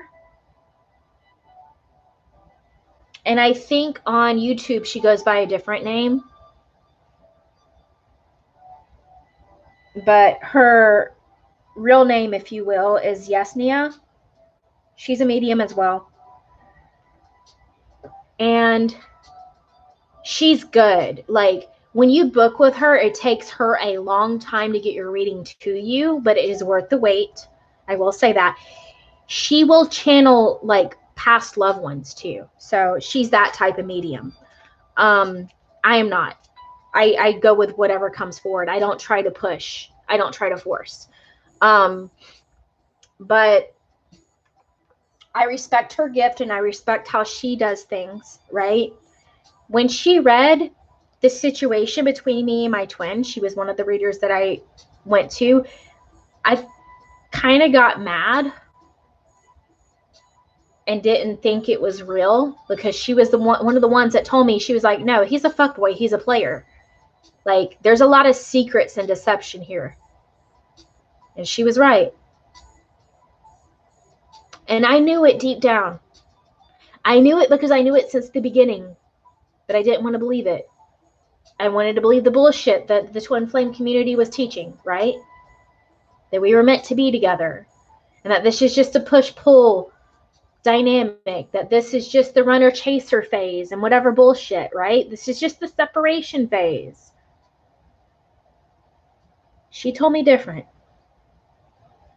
She told me that he's not the one for me, that he's a player, and that a soulmate energy is coming in, and that's who I'm meant for. That's what she said. She said, as soon as you disconnect from this and love yourself and forgive yourself, literally what she said, and it's exactly what my journey is. She said, I see a better energy coming in for you. There's fire and water in his chart, but I feel like he's an Aries. I've never dated an Aries before. I also keep getting Leo. Like, when I pull cards for myself, like trying to get, like, you know, the energies from the person I'm meant for, right? Like my divine partner, I get Leo a lot too. So it could be Leo, right? It could be. And I'm okay with that. Like, yeah, I'm a earth sun, but so fucking what? I've got a lot of Sag in my chart. That's why I'm feisty. Right? You go, I have my chart posted on Instagram. You can go look at it. I've got like quite a few placements of Sag. I've got quite a few placements of Libra. My rising sign is Aquarius. I keep getting that the sun sign from my divine partner is fire. So Aries or Leo, right? Is what I'm thinking. I don't think it's Sag. I think it's Aries or Leo. And I think that his moon is water as well. So either Pisces or Cancer is what I'm feeling, right? And I'm a Cancer moon, so hopefully he's a Cancer moon because then we'd understand each other. That's why sometimes I get emotional, I think. But yeah, I think she's right because ever since I've disconnected from my twin flame and focused on me, I've been getting that a fire sign is coming, right? And I've gone to other readers that I trust, the ones that have told me that the same thing that Yesenia did, right? And they told me that the person for me is a fire sign. That's what they told me. I was talking to a guy on Hinge a couple of weeks ago. We matched and we hit it off and we had a phone conversation. Phone conversation was great. Like, he's spiritual, he's awakened. He's actually a life coach, and he helps men with like sexual issues, right? But spiritually. And I was all for that. I'm like, oh yeah, okay, right? Like, that's good because that's what I want. I want a partner that is like a spiritual coach as well. They don't have to be a reader, but like someone like that, right? And I think he's a Leo. I keep getting Leo energy from him. I do not know his sign. I do not know his birth date, but I keep getting Leo. I had a great phone conversation with him, but on that phone conversation, he asked me if I'd go out with him. I said, yeah. I said, let me know, what days work for you, and I'll tell you if that works in my schedule, right? And he told me he'd get back to me the next day, but he didn't. I think, and I feel like intuitively something major happened in his life, and that's the only reason why he didn't get back to me. So who knows? He might get back with me sometime. I don't know. Or it could be somebody else. But that's interesting, right? That's what I attracted in.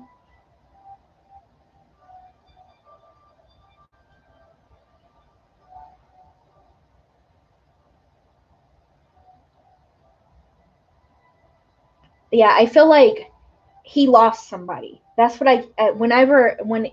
after like I didn't hear from him, I meditated on his energy and I felt loss. I felt grief. So he's going through some type of loss.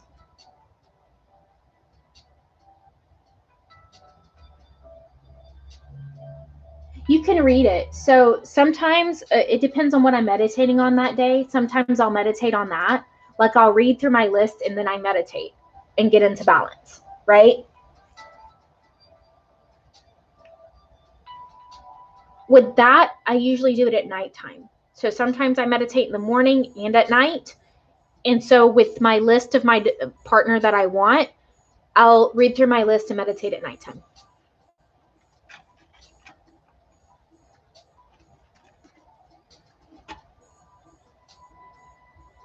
But this guy checked off every box as far as I know of him, right? Because I only had one phone conversation. So I don't know exactly, but from what it seemed like, he was checking every box.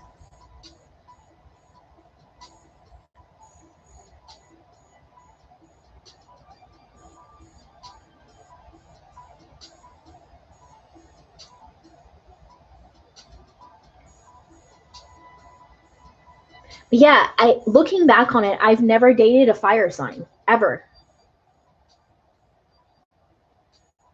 I've dated a Libra.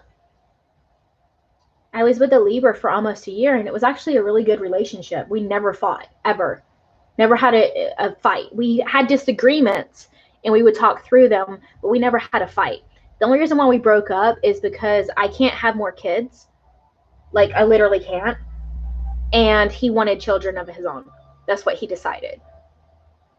And then he started smoking again, and I don't date smokers. So that was the only reason why we broke up. But the other reason is because, like, I didn't get deep feelings for him. Like, I wasn't falling in love, and he said he felt the same way. Like, it wasn't going to the next level.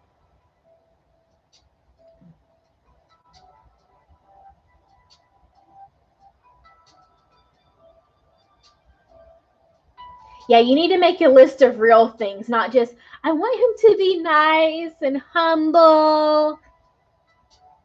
Yeah, make a real list. Make a real list, for sure.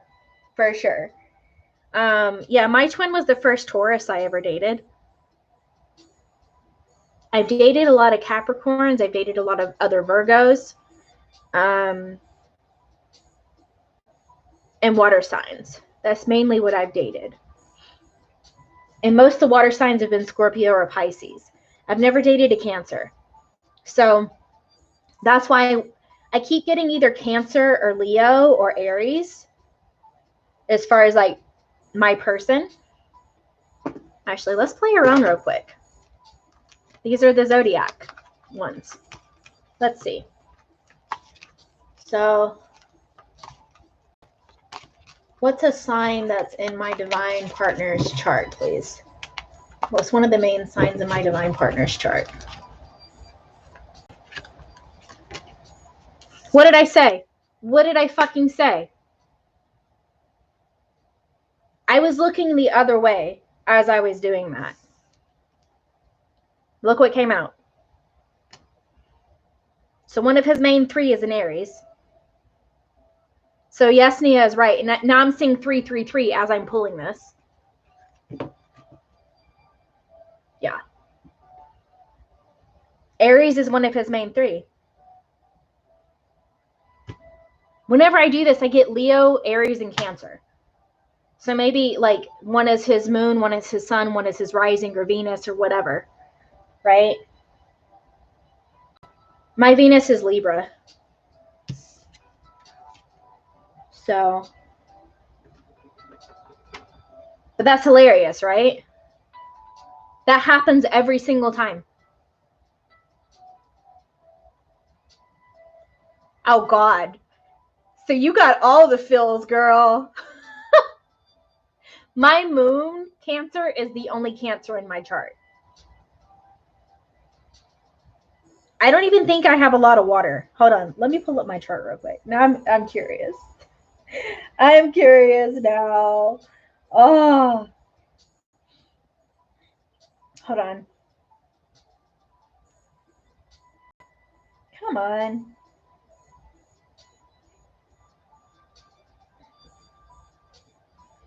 Yeah, so yeah, the only water in my chart is my Cancer moon and Scorpio Pluto. That's it. That's the only water. Earth,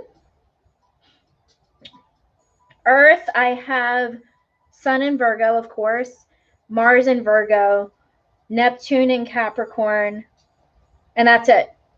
Just 3 Earth. The rest is fire and water, fire and air. That's it. Like, the rest of my whole chart is fire and air.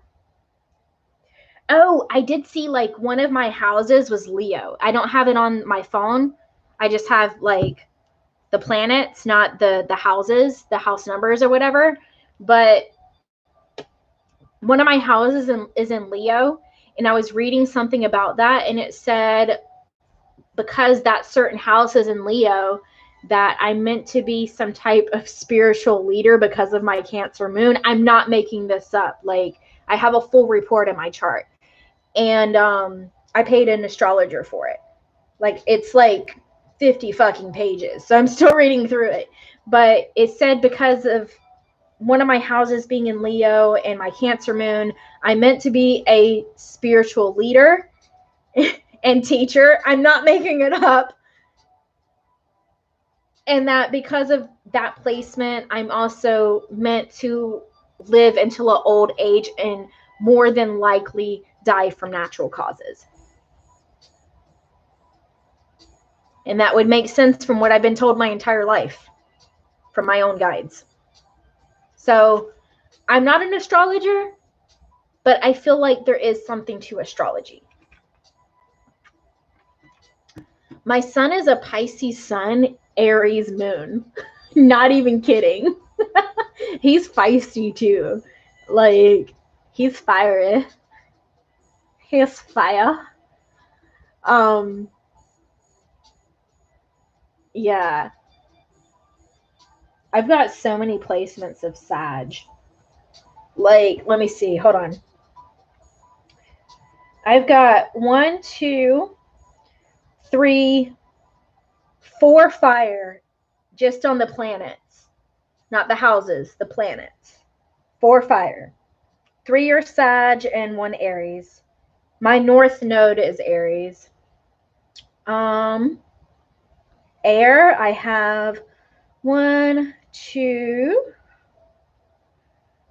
3, 4. So 4 air.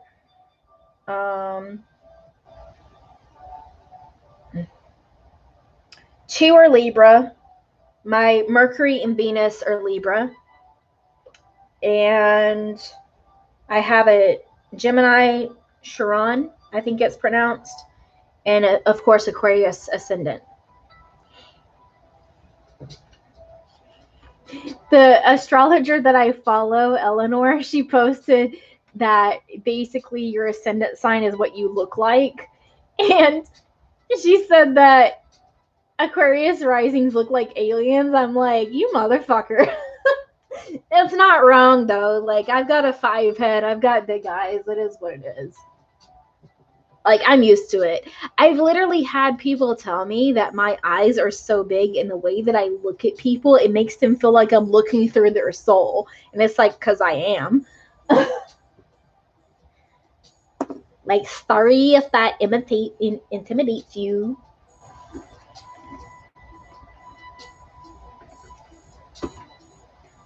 But yeah, Eleanor posted, like, I put it on my stories. Eleanor posted, like, all the other signs had great things, like goddesses, vixens, mermaids, unicorn, like all this shit, right?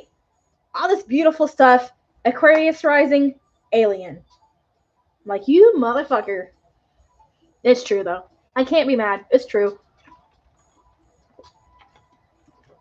I look like an alien. I literally think that's why I'm crazy. Because they say that Aquariuses are crazy. Yeah, that's why I'm crazy.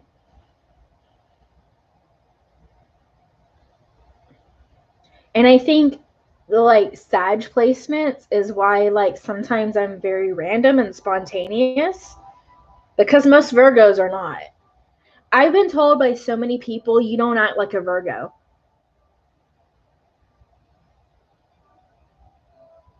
Yeah. I've been told by so many people, you don't act like a Virgo. It's like, well, no shit. I have a full fucking chart. Durr.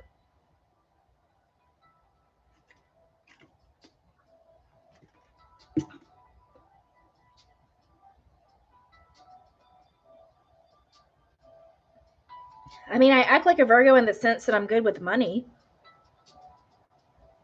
You know? I understand finances. I understand all that shit.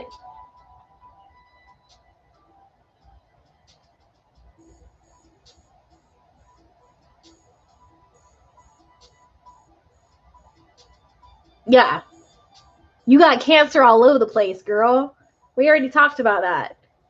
And your Venus and all that shit. all the feels.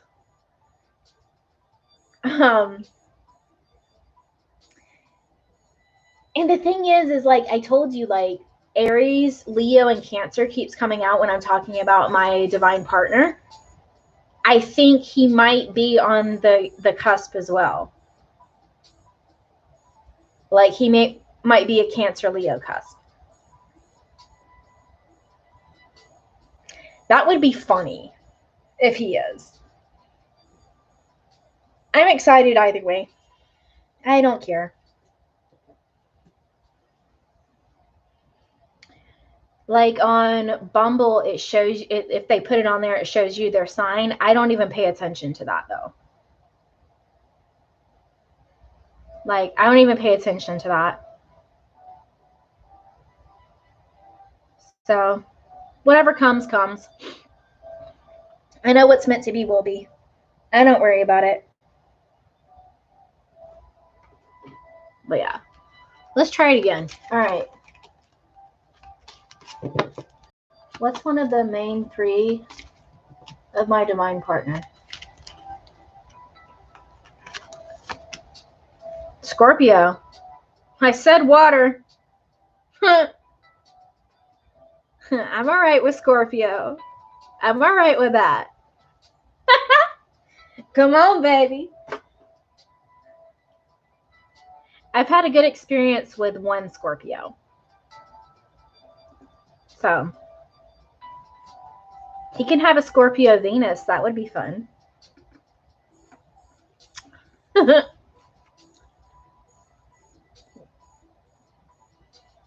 already said I'm going to break his bed. So if he's got a Scorpio Venus, that would be really good.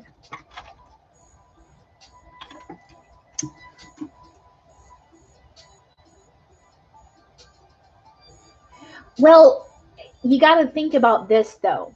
The word cancer didn't mean the illness that it does today when it was created. Right? I think the word cancer comes from like, God, what does it come from? I knew this shit before. Crustacean? Whatever it is. Like what a crab is. Right? That's why. Just like Aquarius, Aqua is the water bearer, right? And Virgo is the virgin. Like,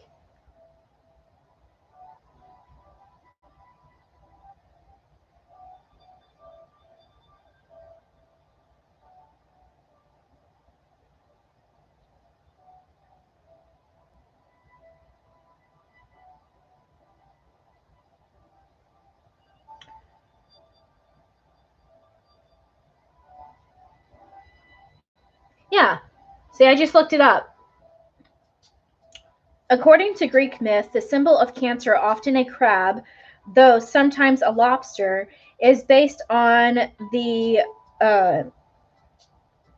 Karkinos Greek Cancer, a crab crushed under the foot of Hercules, and whose remains were placed in the sky by Hera, forming the Cancer constellation. There you go.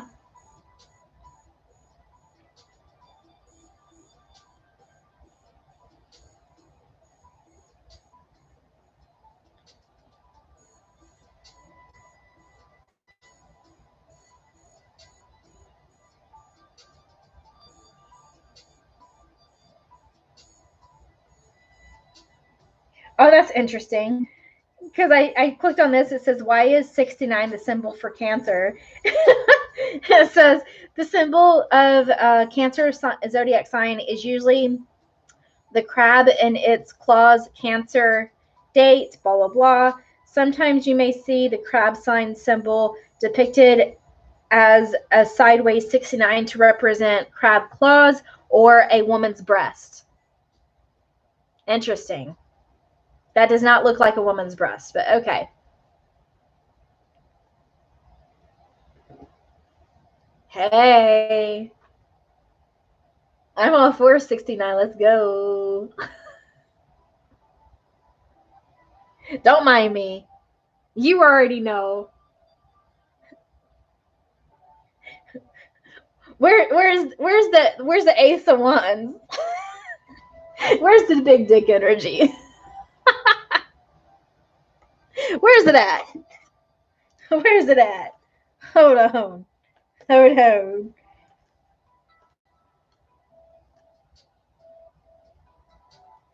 Yeah, that sign does not look like your breast. Like, come on. Come on. It does not. Just say no. Just say no. This is the point of the day where I get delirious. And I still have a personal reading that I've got to do.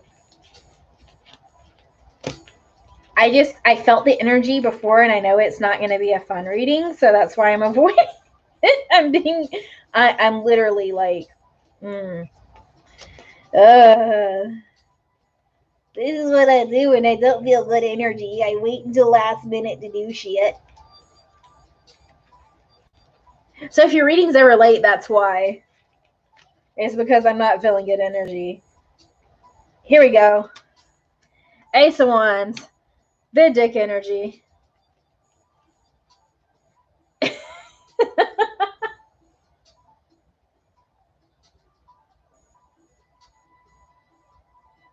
Big dick energy.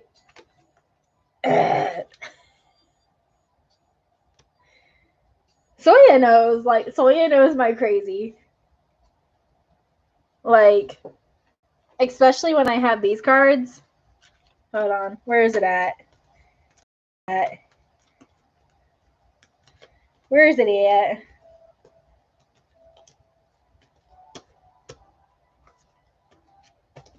Where's your fine ass at? Come on.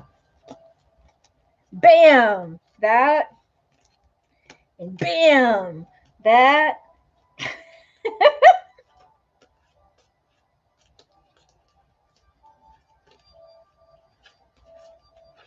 And bam!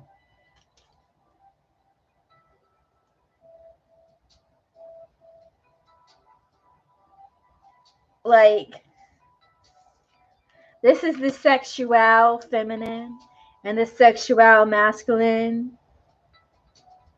They're looking for some hanky-panky, like, lily time. You already know what the lilies are. I don't need to say it.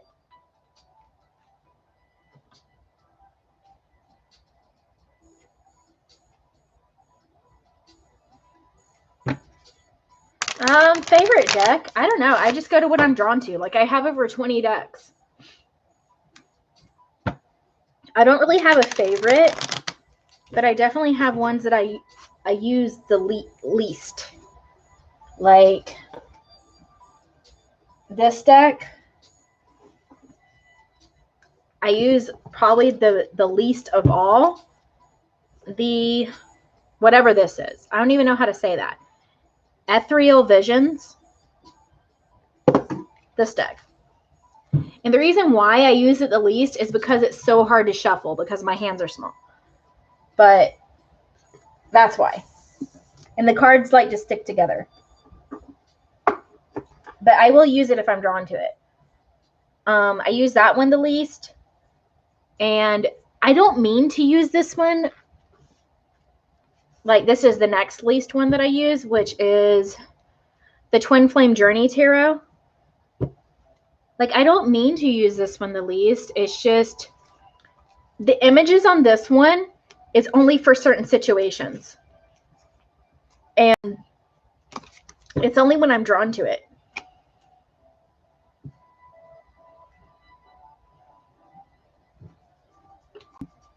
Yeah, like, I don't use those two decks that often. And I completely stopped using my messages decks because that's just feeding the addictive based energy. So I have 2 messages decks and I don't use those anymore. I do still use like the Twin Flame Oracle decks just because it's not just about the Twin Flame journey. Like, a lot of these are about the spiritual journey, right? So that's why I still use it. But other than that, I use all my decks. The only other one that I don't use and my son has is the Witch's Tarot. That's it.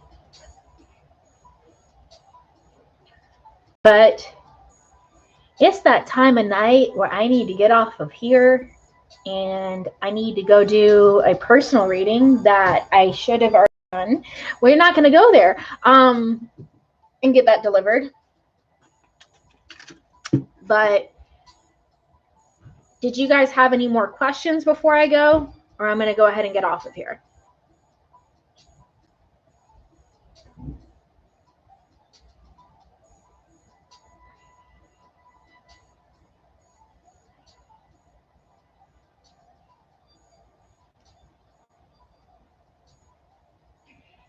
If not, I'm going to get off of here. If you guys are called to, my cell will be on until the 14th of July. Even if you book closer to the 14th and you're booking after I get back from my trip, it's okay.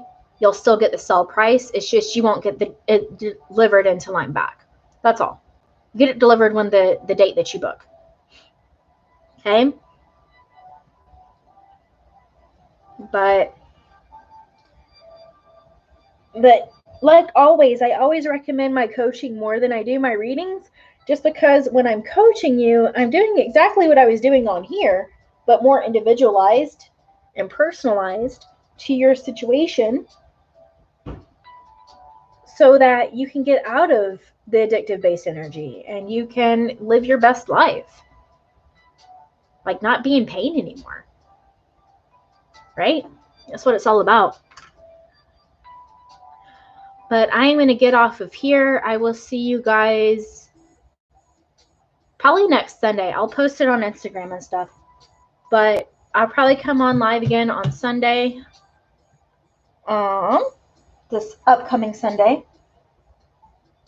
And I will be on every Tuesday. So it's going to be every other Sunday and every Tuesday except for I won't be on the 20th of July and probably not the 18th. I'll see. Okay?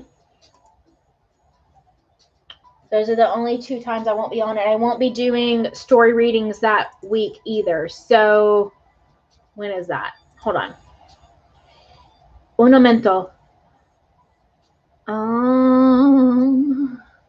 Yeah, I won't be doing story readings on the 14th or the 21st of July. No story readings those 2 days. So, because I'm taking a break, going to visit family on the other side of the country, fun. Being a completely different time zone. I will not have my decks with me. I might take one deck to help family, but I'm not taking all my decks. But yeah. I hope you guys have an amazing rest of your night or morning or whatever time it is for you. I will be here next Sunday and then the following Tuesday. And I'm doing story readings. I'll be posting that tonight, so it'll be tomorrow if you want to partake in that. But otherwise, again, hope you guys take care. Bye.